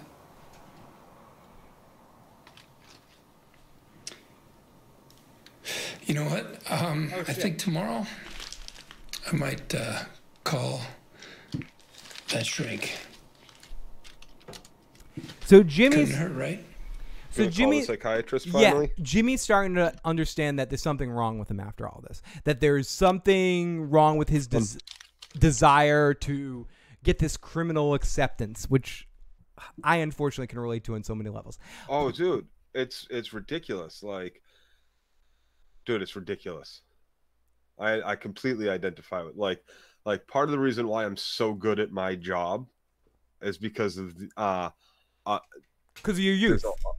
It's the large part of the population that I deal with, not everybody that I deal with, but there's a large segment of the population that I deal with at my work that has a criminal past or a criminal background, a current criminal activity. And, you know, I have history on shady areas of town. As Eddie Murphy says in Beverly Hills Cop, you and I and we both in different parts and together and whatever. We fractured the occasional law as a child. Right. Exactly. So, you know, and there whatever you want to say about it, there's a thrill. There's when you're doing something you shouldn't be doing that you know you shouldn't be doing. There's a thrill in it. There's adrenaline going. Oh, it's an addictive behaviors. Yeah. You know? And it's why these shows, Breaking Bad and Better Call Saul, are so relatable to us personally, and I think to so many people that can relate to the normalcy of life and how moral gray areas, or in the normalcy of life and how you can be attracted to the dynamic that these kind of lifestyle choices can give you, and simply for the easy money of it, or simply for the fun of it, simply for the way it just can distract you from the real problems of your life. There's so many ways that people think of drugs or gambling as a drug or something like that, but a lifestyle can be that fulfilling moment too, and this fucked up lifestyle is definitely an element of it, and Better Call Saul and Breaking Bad examine that so incredibly well. Better than anyone. So, oh boy. Yeah, let's watch the Outlaw King trailer. I'm not going to watch any trailers on the air anymore because every one of my videos ends up getting flagged and taken down that I show a fucking trailer. But I will check that out at some point, Bloody Talker. Send me a message about that. We got to watch the trailers without sound. Yeah, we do. We separate the sound from the trailer. We gotta figure that. We gotta figure that shit out. It's fucking bullshit. But I don't want to talk about that crap. Okay, so Jimmy's like, "What's wrong with me?" He wants to go to the shrink. So then we see Jimmy taking down the paint at the cell phone store that he had set up. Then we see Kim in court showing up at Denise's house. And here's where we get into more Kim. Really cool stuff. Denise, why are you still here? You're supposed to meet me in court an hour ago. So I missed it, right? Not yet. I got the clerk to push your hearing, but we've got to go now. I can't. I'm freaking out. I'm sorry, Miss Wexler, but I can't go to jail.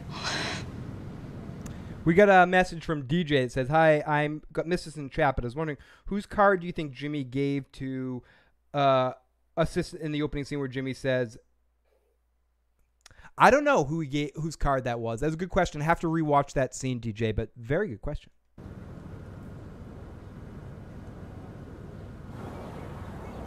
Jack. Okay, so Kim tries. Oh, I mean, it's not too much of this scene. Kim tries to talk her client into showing up in court. And client's like, "I don't want to go to jail." And Kim's like, "Well, if you don't show up to court, you're going to definitely go in jail. And at least if you come with me, we have a sporting chance. You might do some time, but I'm really fucking good."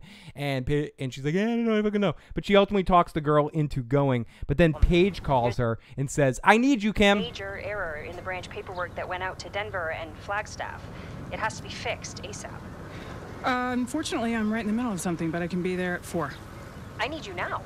Oh, I'm sorry. I can't. I don't know what to tell you, Paige. Not right now. But, Kim, this is I'm sorry.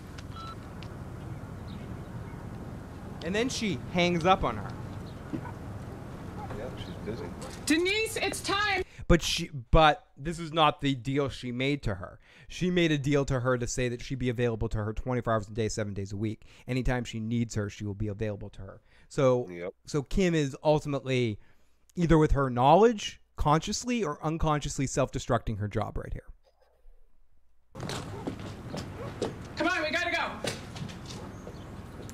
And Kim consciously probably doesn't want to do this job anymore. She didn't want to do it in the first place. She didn't want to do it at all.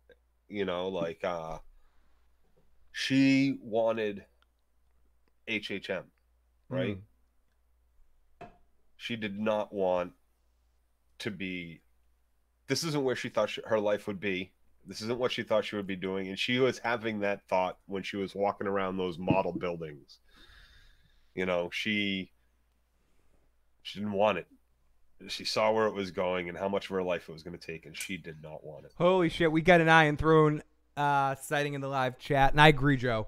She's got, and in the last couple of episodes, when she starts to see the growth that they want, she's fucking freaked out by that. She doesn't want to be this deep in these fucking people.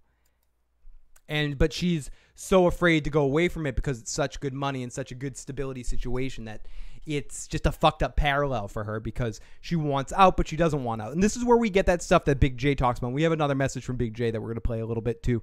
In a little bit, and also a message from the blood. Big J message. Did we finish the last one? We did finish the last one, but he got cut off in the middle of it, so that's why I think we have a second half. And also we have the Bloody Talker as well, who's always awesome, leaving a message. But this is one of those moments that I think Big J loves about this show, and I love about this show too. That's so fucking relatable to real life and everything that Kim's dealing with. Sometimes when you get in a job or you get in a situation and you should love it. You should be so happy in this situation, but you don't know why, but you know it's not right.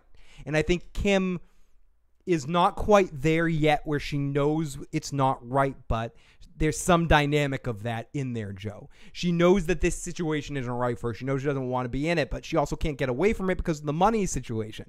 And that's why she's trying to show up at court. And this is where we were last week, where I was on going, the Kim scene was really good, but I wanted to know why she was in the courtroom, blah, blah, blah, blah. And, of course, they give it to me in the next fucking episode. I don't have to wait a half a fucking season to see what's up with Kim. We know what's up with Kim. We can see it right now. It's very clear after this episode. They give me what I want. They ask questions, they leave it hanging for an episode, then they answer it, then they ask more fucking questions. That's how you do it. You don't take one fucking question and you have it stretch it across a whole season, Walking Dead, or every show on CW. You don't fucking do that. Yes, you do, because that's the model that's gotten TV where it is, right? And they don't have to do that. And and so you know what you have to thank for that not happening anymore in a lot of this good TV? Is the writer's strike, right? The writer's strike made TV cut from 22 episodes, 20 to 25 episodes a season down to 10 because they didn't want to pay writers. So writers now have to work 2 shows instead of 1 show. They write 2 different shows at a time a lot of times, or they get, hemmed into the one show. They only have to write the 10 episodes. They can answer this shit much quicker for us. Yeah. Netflix is great for it. Small seasons. Only thing I wish they'd do is still make 20 episode seasons, or 2 seasons a year every 6 months. That's what they got to start getting behind, because year-long wait between shit is just a nightmare. It's tough sometimes. It's harder with some shows than others, but it's really difficult because you're in such a different mindset when you go from year to year like that. But whatever. I just want more good shit, so it's tough sometimes when you're in those dark times when you've watched everything and it's like, oh, okay, I'll watch Buffy the Vampire Slayer for the 7th time. So Paige is like, listen, you fucked up, and Kevin's pissed off too. He doesn't even want to see you. I had to pull everyone on the floor to retype and proof the submission because we didn't have the files, and your paralegal didn't know where they were. Really like to apologize to Kevin personally as well if he's available. He's not. Let me be very clear. The mistake is not the issue here. Everyone makes mistakes. But I need to know your head is in this. You made us a promise that Mesa Verde would be your sole focus. When we need you, we need you. We're not a client you hang up on. I'm really sorry, Paige. It'll never happen again. I hope not. Or you're fucking fired. So Kim's trying to fuck this all up is what it seems like to me. So we come back in, and it's time for another meeting with Mike and all this whole scene. And the German, we see a German guy, and he's getting sick because of having the mask on and driving in the car. He's like Joe Dirty Locks. And this guy sits down and he relaxes a bit, and Mike's like, dude, you okay over there? And this guy, it's definitely a different vibe than the last guy. This guy immediately is just slow. He's sick. He can't handle it. He's looking at a little book. He's old school. He's taking his time. He's very, very plotting. Very, very specific in his movements. It's very interesting. You okay? Roar! Explosion. Pardon. I take the Dramamine, but it doesn't help. But he takes that, and then it comes back in, and he starts talking about the situation. Over there? Over there. And he figures it out and continues. He's just super careful. And I mean, I could play more of this, but he figures it out. He starts sizing up, pulling out his tape measure, looking around, and... Now can I fully excavate? I will need to move perhaps 1,700 cubic meters of dirt. That means trucking out about 200 loads. That's a lot of loads. He doesn't just say, I can do it. Right, not at all. He's not the other guy that we saw, and we assume the other guys that they're talking to are all like, yeah, I can do this. 6 months. Give me 6 months. And this guy's like, there's a lot of problems with trying to do this job that you want. Yeah, this is going to be difficult. I maybe can do this. Maybe I can't. And I'm not even quite sure I can do this. I mean, I'd like to try, but I can't have access. I want the job, but and I can't have access from outside. This all has to be done in secret. And you really want me to do this? It's very interesting the tactic that this guy takes with it, or not the tactic. He's just honest. And as I mentioned earlier, it turns Mike and Gus on. Yes. Going this deep, we will surely hit rock. They want to go deep, which means blasting.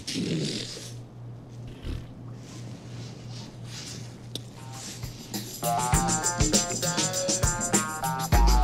will need schematics of utility in the area. You'll get those.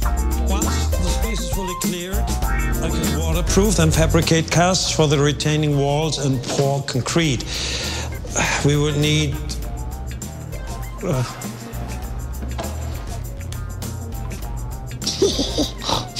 about 150 cubic meters. This is just the beginning. And all this in complete secrecy Judging from the sounds I heard, I assume we are not far from a town.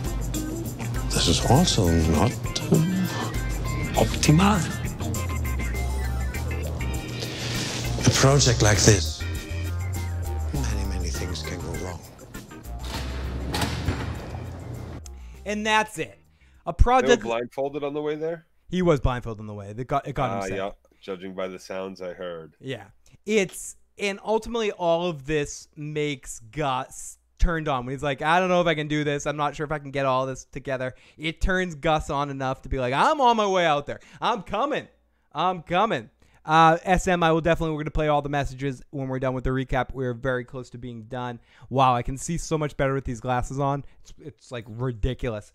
I also take my Adderall, so I need to know what I'm Adderall. I can crazy binge that. I can only do one episode. Max says the bloody talker. Lindsay says I can totally read. It's ridiculous. Oh, Lindsay and Laura are talking back and forth.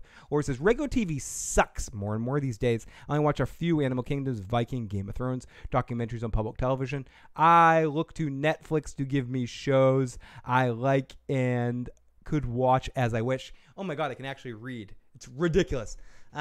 Okay, boys and girls, come on down to Phil's library. Sorry, everybody. I think it would have a difficult time trying to process everything going on in the season if I binged as opposed to watching week to week.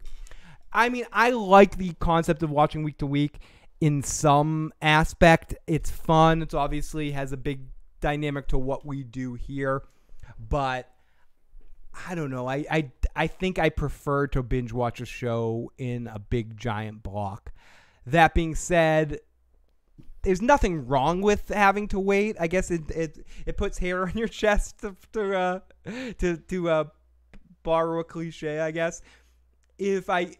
I don't know, Joe. How do you feel about that? If you could get every show to binge watch it at this point, would you just want to binge watch every show? Do you think every show ultimately should just release all their shows 10 episodes at a time? Or okay, so it's a weird question. It's a good question, but I'm not sure how I feel about it. I have mixed feelings. I have mixed feelings about that too. And if I could binge watch every show, that means everything is basically Netflix, right? Or Amazon or Hulu or whatever. Or like that, right? So it really would turn cable into just the channel flipping thing you have on in the background. The only reason why I haven't cut a cord is there's a few shows that I don't want to wait to have to watch an extra year, right? And so I pay a lot of money for like the 5 shows that we talk about. And if you have noise on in the background, Netflix, I can't do that. I can't decide to pick something and just let it run. And if you could watch all those shows, even shows like The Walking Dead or Vikings and stuff, if you could watch all of those in 16 episode block or 12 episode block or whatever it is, would you prefer to watch it in that way? Okay, God. I can only Better Call Saul. Would you prefer to watch Better Call Saul all 10 episodes? Let's stick to the show we're talking about.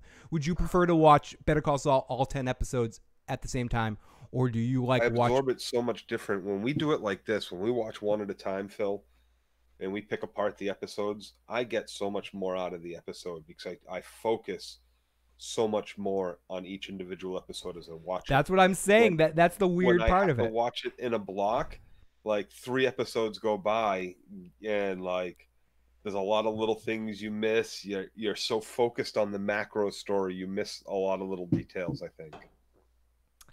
I wouldn't watch The Walking Dead, says Bernie. It's called piracy, Joe. Piracy.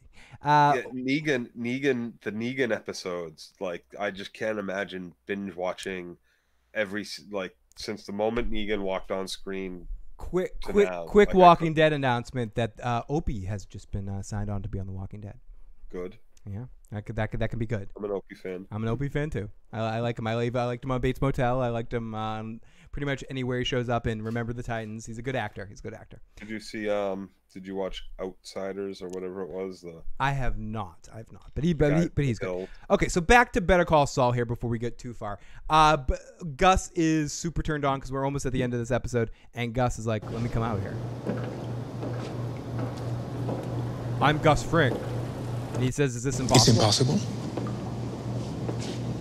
Dangerous. Difficult. And very, very expensive. not quite impossible. Gustavo Fring. Es freut mich, Ihre Bekanntschaft zu machen. Whoa, he's going all Die Hard, this motherfucker. Werner Ziegler. Basta, basta. Shoot the glass. Shoot the glass. So then we get into Jimmy, we're almost at the end of this episode. We're at the metal detector, and he's visiting the courthouse, going into the bathroom, and he sees Howard. And Howard is all fucked.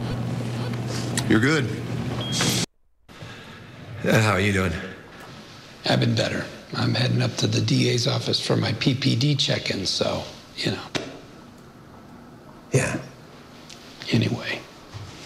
Laura says, love the show Outsiders. Sad it's over, Joe. I think who was supposed to be the main guy. What was that, Joe? I missed that. What did you say? I enjoyed season 1. I got turned off with season 2 when dude wasn't dead. Kill a guy, dude. Just kill a guy. That's all.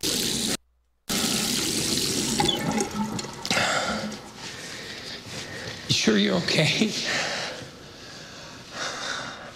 Supposed to be in court in about 25 minutes. This guy, the guy who plays Howard, is an awesome actor. He was on an episode of Friends I saw today. Oh, really? He's playing this character really exceptionally interesting. You're watching Friends? Dude. Anyways. Background noise. It's okay. funny. I'm enjoying it. I'm enjoying both Friends and Seinfeld. You know, I never liked either of those shows when they were on. Yeah, I'm a big Seinfeld guy, but I know you're never a big fan of it. It's good sitcoms, old sitcoms like 90s and 80s sitcoms are excellent background noise shit.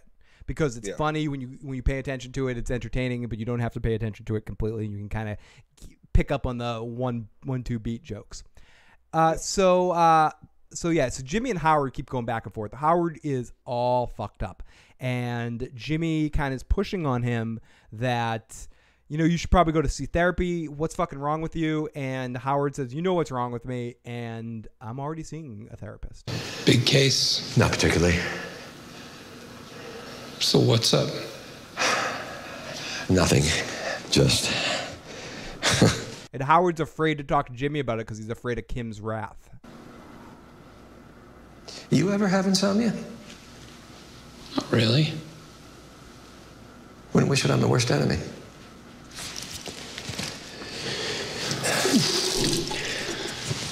Don't they have pills for that?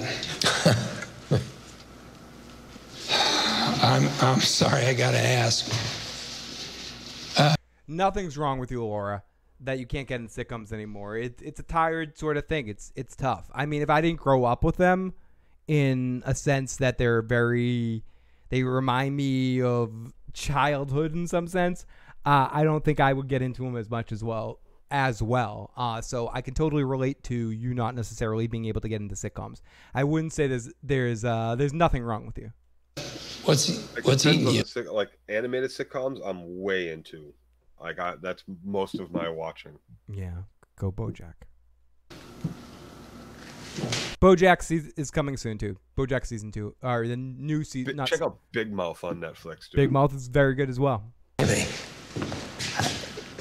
Did you wait to the end? I think I've shared enough. More than enough. Let's leave it at that. So ultimately what comes in this scene is Jimmy goes, you should see a therapist, gives him the number that Kim has passed on to him. And Howard says, I'm seeing a therapist. And Jimmy uses this as an excuse to rationalize to himself that he doesn't have to see one because if it's not working for Howard, fuck you. It's not going to work for me. No, I love you, Laura.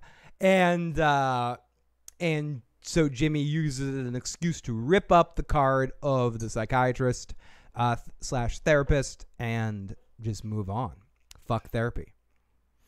So we go off to an aerial view of the office. Jimmy is in his hearing or update, whatever his monthly update thing, and it's going all normal. So I get it.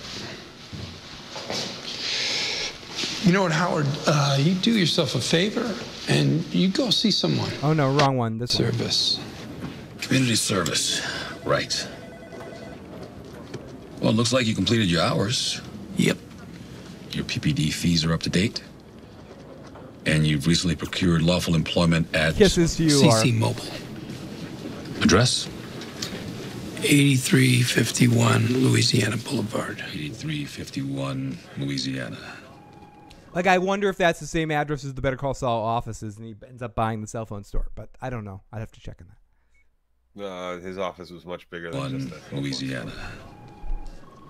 How many hours a week? This week, 31, but we'll pick up more. Next month, bring pay stubs. Will do. Are you associating with any known criminals?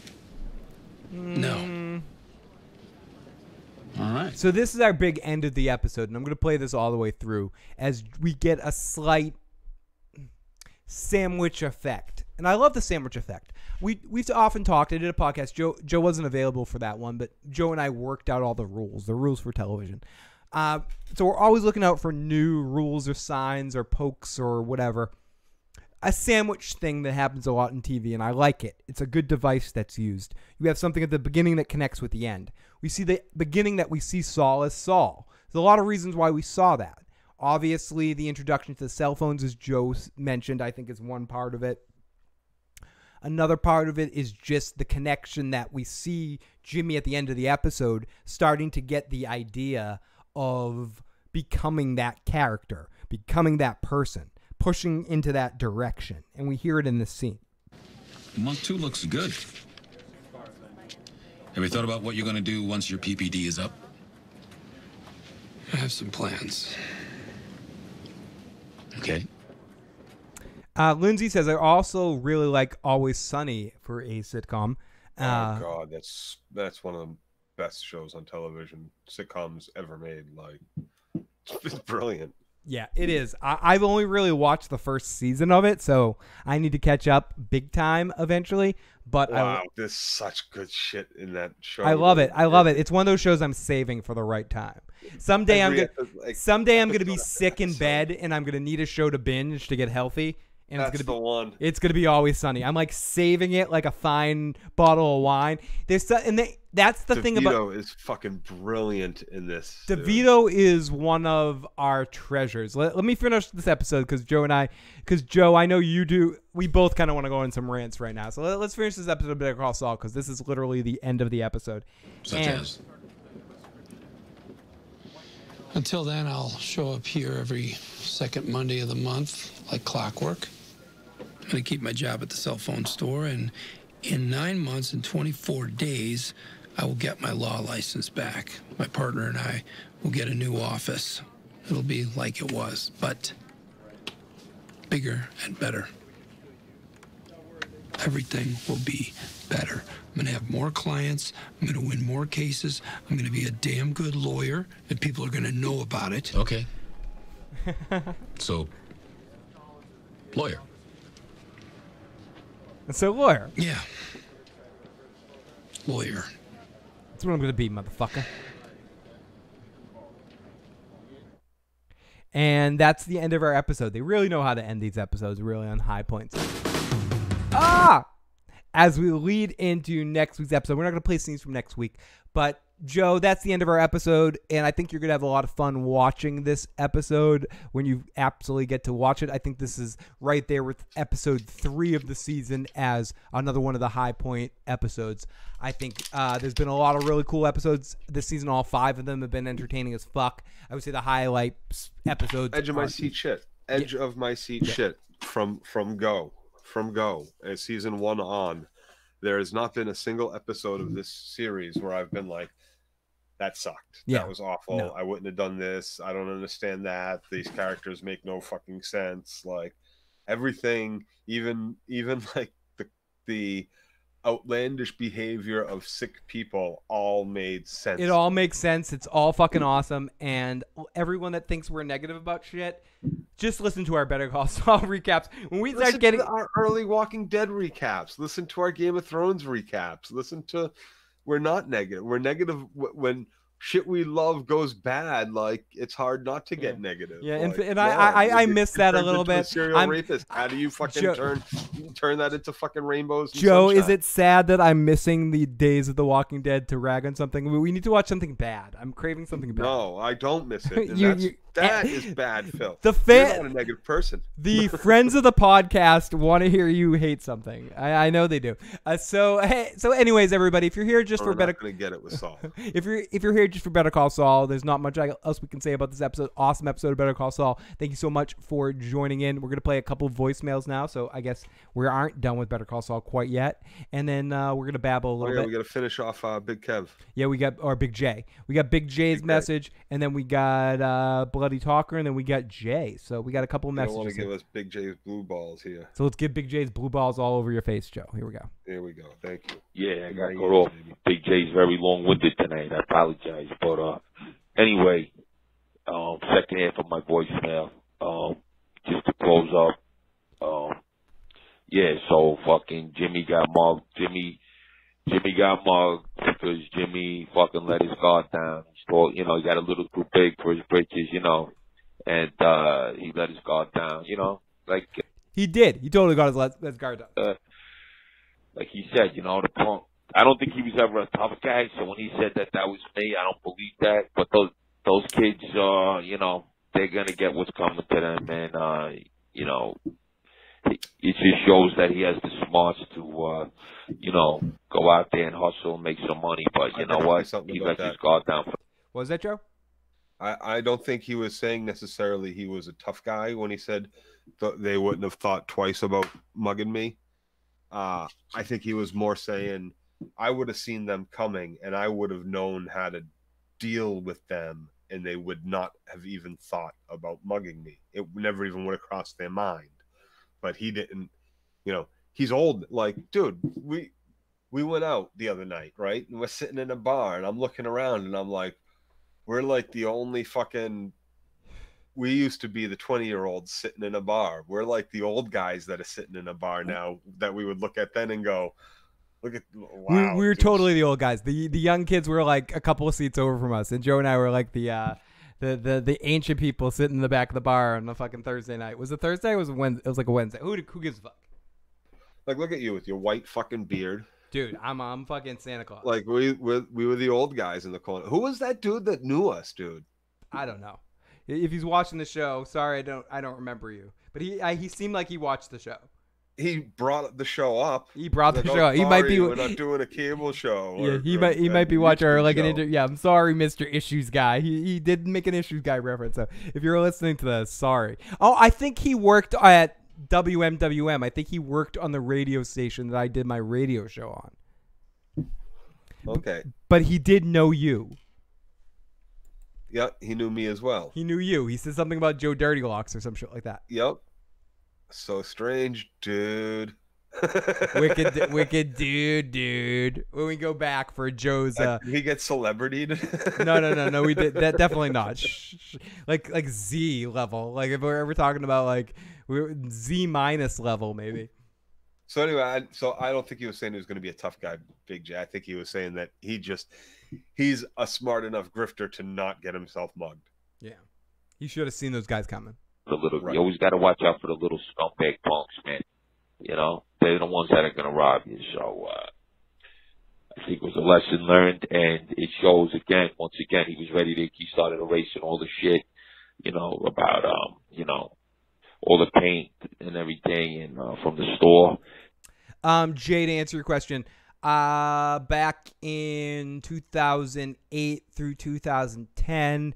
I had a radio show at a local Salem radio station, and in 98, 97, I was like interning at a station in Ling called WFNX, and I'd occasionally be on the air sometimes. And yeah, that. But ultimately, it was mainly like a college radio, but it was like it's also a local radio station that just not just students have shows on the radio station. But anyways, it was probably in the time of 2008 to 2010 was when the radio show existed. Back to Big J's message. started showing like, you know, he was getting weak there, but then he had the card for the psychiatrist, and he was gonna go see it. He was starting to be like a little kid, starting to pussy out a little bit, and then I think he started thinking about that wolf and the lamb thing that guy told him about with his father. The reason he hated those other guys. So that's why he threw that card down the fucking thing. And look at Mike, huh? And look at Gus. That was some fucking. Oh, that's a really good point, Big J. As always, Big J dropping some knowledge. 16 with the bag over the head. So the show's heating up. We're getting into Breaking Bad stuff. The Breaking Bad stuff, I'm assuming that guy that helped him, that's going to help him, the one that he accepted, I'm assuming he was in Breaking Bad. So just let me know about that. And he was not in Breaking Bad, but we see his work. There was something else I wanted to ask you about, but I'm sure you'll hit it on it in your review. So, all right, looking forward to it. Lady, you fucking crazy, you fucking bastards. Take care. As always, if anything, it's what's so amazing about doing this show, Joe, for the last couple of years, last many years, whatever.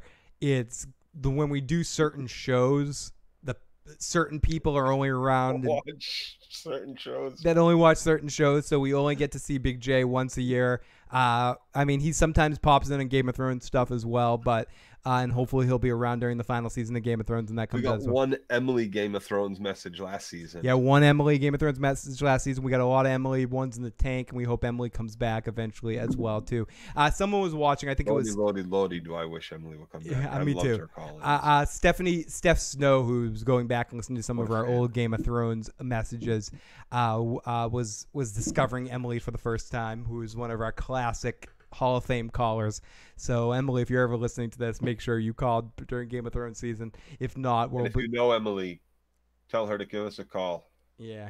If you know Emily, anyway, if you know Lordy, that Game of Thrones. If you know Emily, call us. We love her. Yeah, we do. She's our favorite. Well, I was gonna play a song, but no, that's not the one. Every day, a caller of the The Issues Guy show disappears. If you find them, please tell them to call back, because they're very funny. For every J that we have that's been with us from almost since the beginning, we have an Emily who somehow disappears. We love you, Emily. Don't ever come back, please. I mean, don't ever come back. Whoa. No, wait, what did I just say? Don't ever not come back. Don't ever not come back. We hope to hear Emily again sometime. Iron wants Emily back too. We all want Emily come back. So let's listen to the Bloody Talker's message now. It's time for some bloody fucking talker. Let's listen to this bastard. Mickey Mouse, and I just wanted to say, Joe, I'm really disappointed in you. That was a weak-ass impression of me. I mean, that was a... Joe, do I have to come up there? Do I have to grab you by the dreads and just bitch smack a better impression out of you? I mean, come on, Joe. This is ridiculous. Hey, Phil. How you doing, buddy? Keep up the good work. And I just wanted to say, that Bloody Talker guy, he's a cool dude. Pretty cool dude. Totally. Joe, I'm watching you. Don't make the fucking mouse come up there. Goodbye, huh? Oh. Joe, how do you respond to this? That's pathetic, Joe. Hi, everybody. Hi, everybody. This is Mickey Mouse. Come up here, pull my dreads. Go fuck yourself, Joe. Big Kev for the super chat donation. Spin the fucking wheel for Big Kev. Hopefully, all of Big Kev's draws are coming up big time. Big Kev, I hope you come out to Everett, Massachusetts, and play some poker with Joe and I when the card room opens up. Hope you make your way out here. I'd love to have you give Joe and I some tips on our game and help us improve by, anyway, probably take our money. No, but Big Kev, message me privately. IGotIssuesMan@gmail.com. You've just won a review commentary of your choice. That means you get to request any episode of any television show you want or a movie or whatever, and Joe and I have to request it. Don't tell us now. Email me privately at IGotIssuesMan@gmail.com. Congratulations, Big Kev. You won the fucking best prize on the wheel, buddy. You won a review. I miss Timo. I miss Timo too. Timo has a very important job and a very time-consuming job. She probably will be back during Game of Thrones season, but lots of love to Timo. Here we go. So for Timo. It's Timo's Red Tonight. It's Timo's Red Tonight. Fuck Sansa. Fuck Sansa. night. It's Timo's Rant of the Night. It's Timo's Rant of the Night. It's Timo's Rant of the Night. It's Timo's Rant of the Night. It's Timo's Rant of the Night. It's the Rant of the Night. Go Ramsey Snow. Ramsey. Go Ramsey. Go Ramsey. Lots of love to Timo. Miss Timo, who is amazing, who I have talked to a little bit in private messaging, and she just has a really time-consuming job right now. She's not able to join us as much as possible, but she is intending to be a part of Game of Thrones final season, so you will see the lovely Miss Timo again.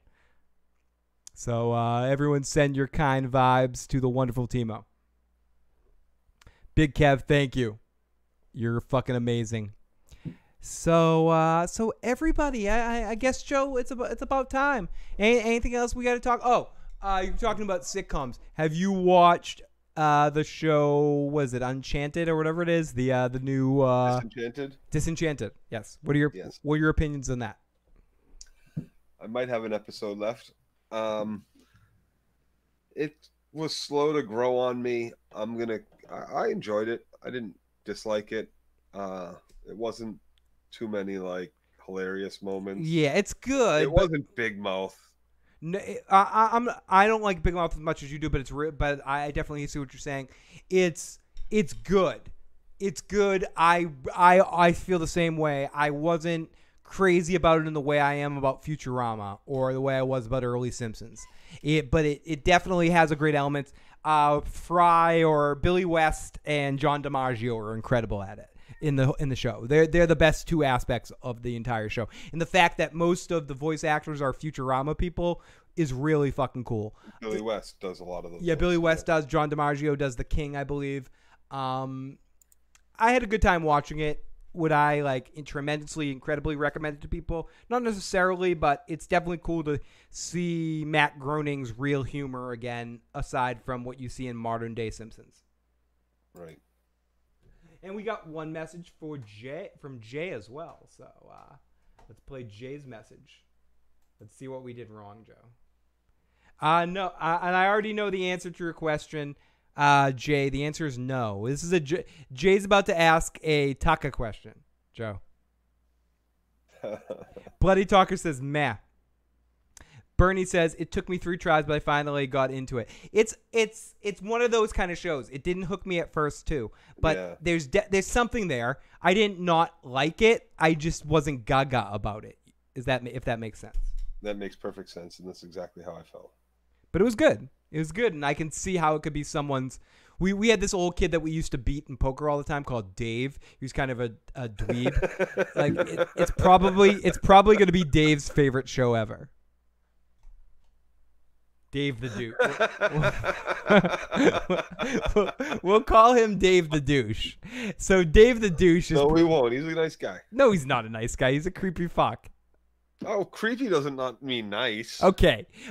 He fakes nice, but he's really creepy. Well, he fakes nice to you because you're mean to him. No, he doesn't fake nice. He doesn't fake nice to me. I'm not because I know what he is. Your meanness washed off on me. Because I know what he is. By association. He's because you're my best creep. friend. I'm mean to him by extension. He's somehow. a creep. He's mean to me. He's a creep. I called him out. He's a creep. I even told him what his tells were. Remember, I used to take his money every fucking time. Anytime I was horrible poker player. Horrible. And I told him what his tells were, and he fixed his game a little. No, and you shouldn't do that. But ultimately, one of the top 3 or 4 worst. Shouldn't do that. You shouldn't do that. One of the top 3 or 4 worst poker players of all time. I don't know about that. I would go that far. That knows poker. I'm not going to go by people that know nothing about poker. I think people that think that they're good but aren't. He's one of the all-time. People say, oh, I'm such a nice... No. You want to see me not... This guy's a creepy, duplicitous douche.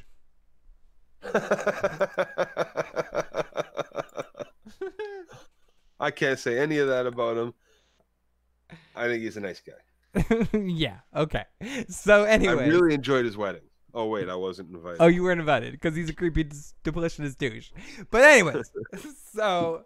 Creepy, duplicitous douche. Sorry.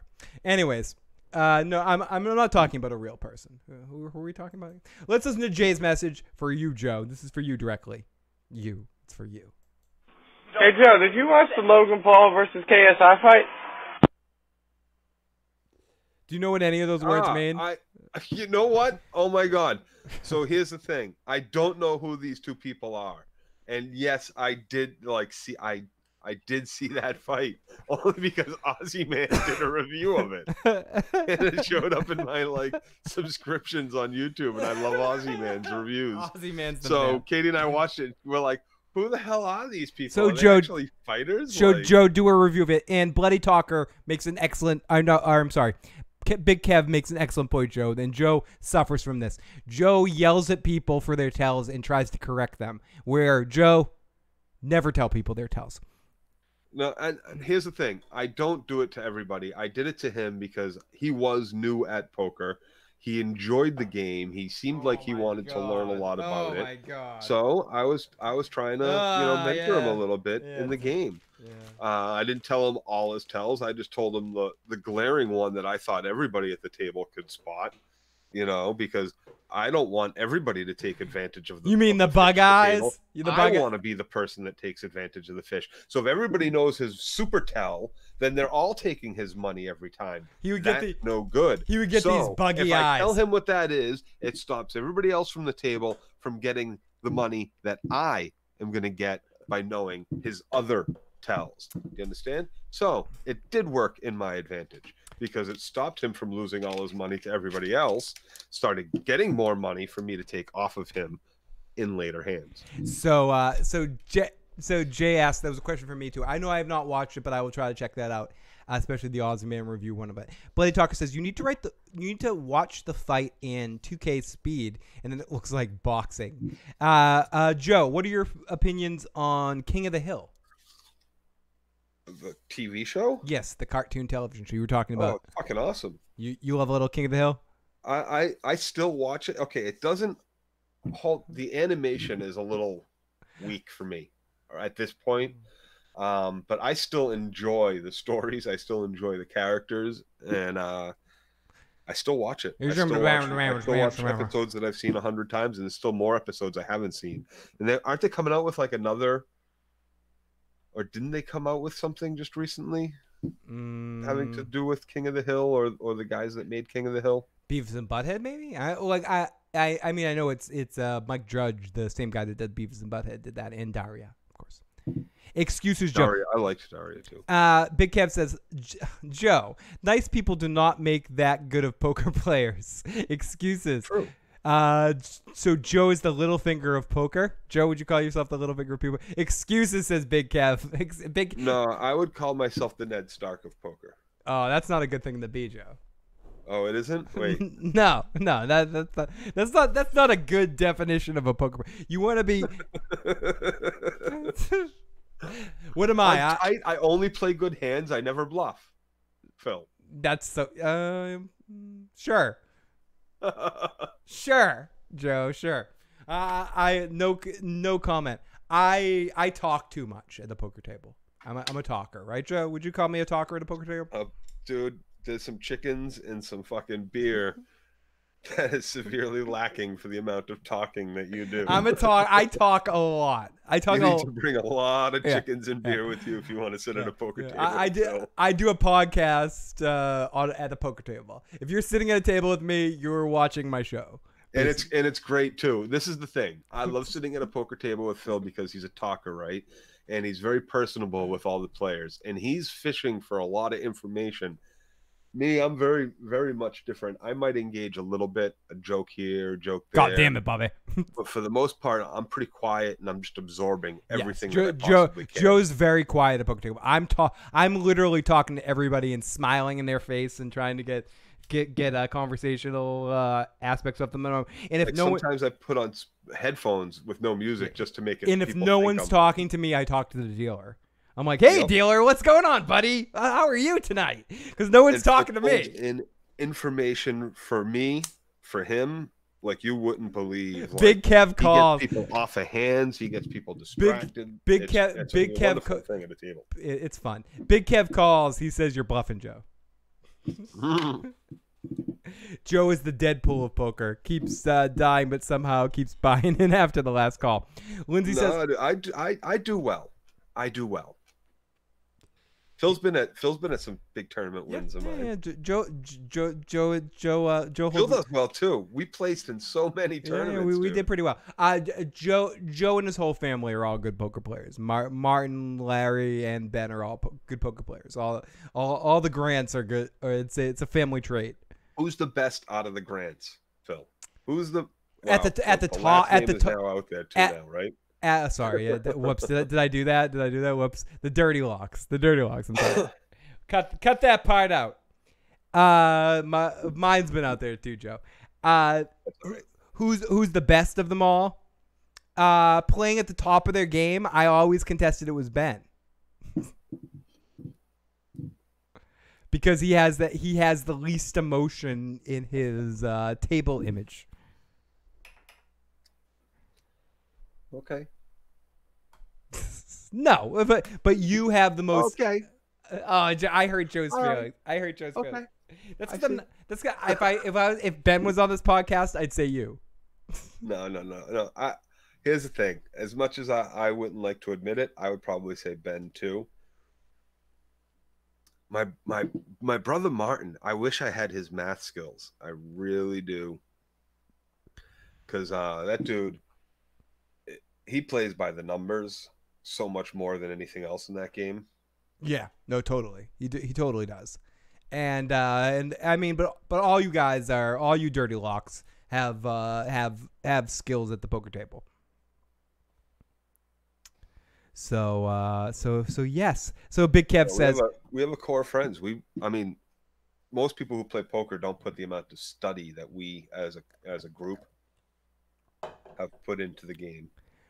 Big Kev says you're bluffing. That sounds entertaining and fun with you guys. Joe, put in some headphones and not listen to music. Sounds fun. I don't play that far northeast. Maybe at some point, Big Kev. Nice when they do some tournaments. Kev, you're in Vegas. We have some timeshares out there, and I'll end up coming out there again soon, and so we'll have to get together and sit at a table. 100%. Big Kev says we need to do a review of Rounders. I'd love to do a review of Rounders. Oh, that movie's fucking wonderful. What was that television series that was on ESPN that was made by the creators of Rounders? That was a poker series. I forget what it was called. That wasn't very good, but I watched every episode of it. It was really awesome. It was horrible but awesome. I don't know if Big Kev knows what I'm talking about, but it was. I'm totally blanking on the name of it, but it was made by the same creators of Rounders. And they advertised it on ESPN for months ahead of time, and then when it finally came on, it really sucked. But at least they showed every episode of it. They could never do a poker show or like a movie, a show like that about somebody. It would always end up coming off too just kitschy or like. They'd have to make the character like magician level and shit. The show was a show called All In, and that's what they did. They had this the main character was like going all in with 2-4 and knowing somehow the straight was going to come or something. Yeah, I knew the straight is coming. Here it comes, 2-4. Why'd you go in with that shit hand? Oh, it was all in. Yes, everybody, this discussion has almost gone into ridiculous poker talk, but that's okay, everybody. Right now, we have the open forum. We're going to take a couple more questions and comments from the chat and then call this a live stream. If anyone wants to call in right now, this is the last chance at 781-990-8509. Well, it's never the last chance because whenever you're listening to this, even if it's the audio cast, you can call that number 24 hours a day, 7 days a week at 781-990-8509.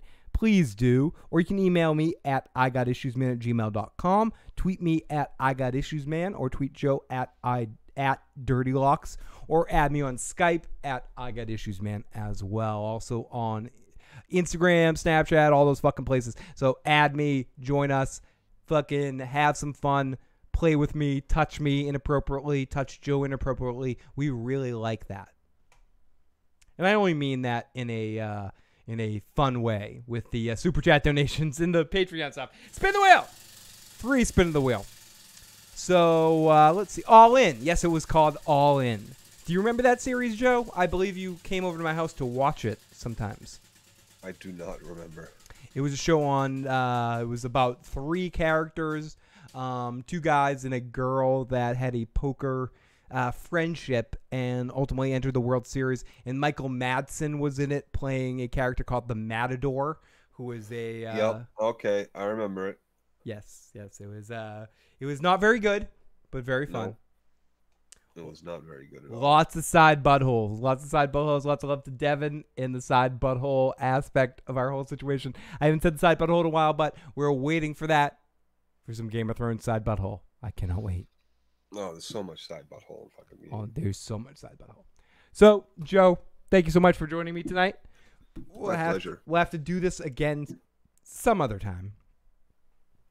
But no, we'll have to do this later this week for a Game of Thrones thing and maybe for Mayans. Possibly I will be on live tomorrow night. There's a chance I might be going to a concert tomorrow night, and then we'll only be on with Joe. But if I am home tomorrow night and watch Mayans, I will go on live and share my immediate thoughts. Might not be a full recap, more of a review reaction kind of thing. But I will definitely do that if I'm home watching it.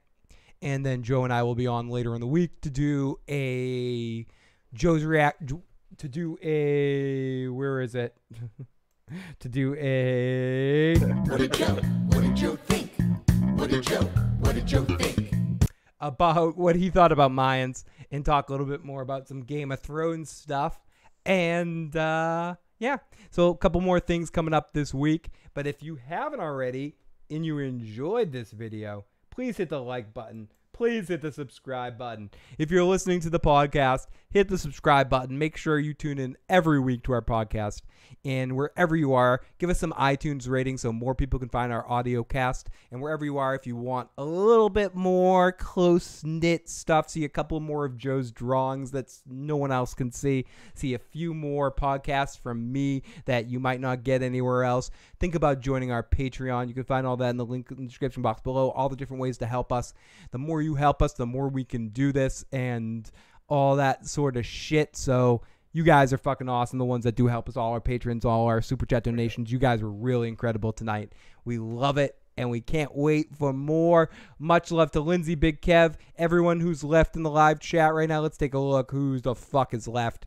We got Big Kev, Lindsay, SM Down, Bloody fucking Talker. We got Bernie. We got Broke. We got Ian. We got all of our good friends. You guys are awesome. Thank you so much, Joe. I will talk to you next time. Yeah, later. dude.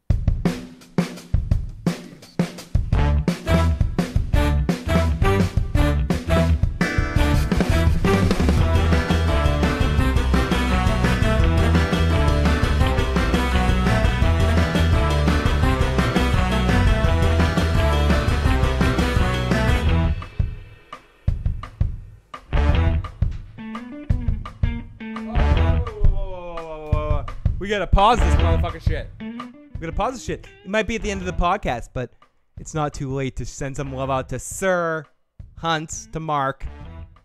Met Mark out at the Con of Thrones. Mark had me on the podcast. We're gonna have Mark on at some point in the future. Mark is an awesome fucking individual. Really cool dude.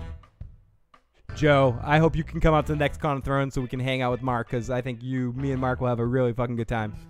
Lots of love to Sir Hunt. If you haven't already, make sure you subscribe to him. Good dude. Talk to you guys next time.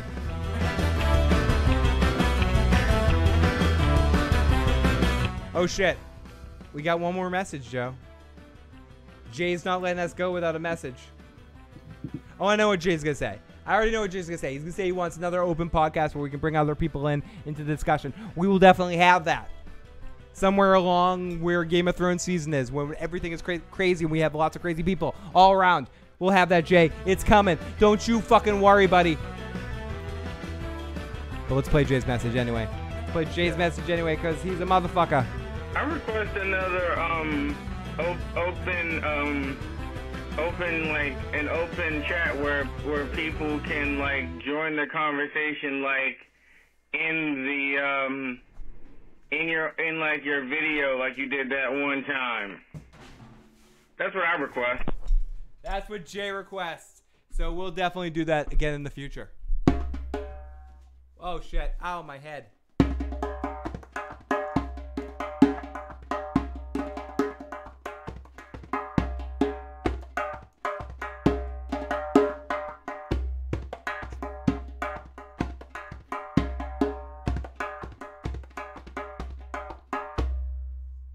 Excuse me. Where the fuck is the music? Play the music again, asshole.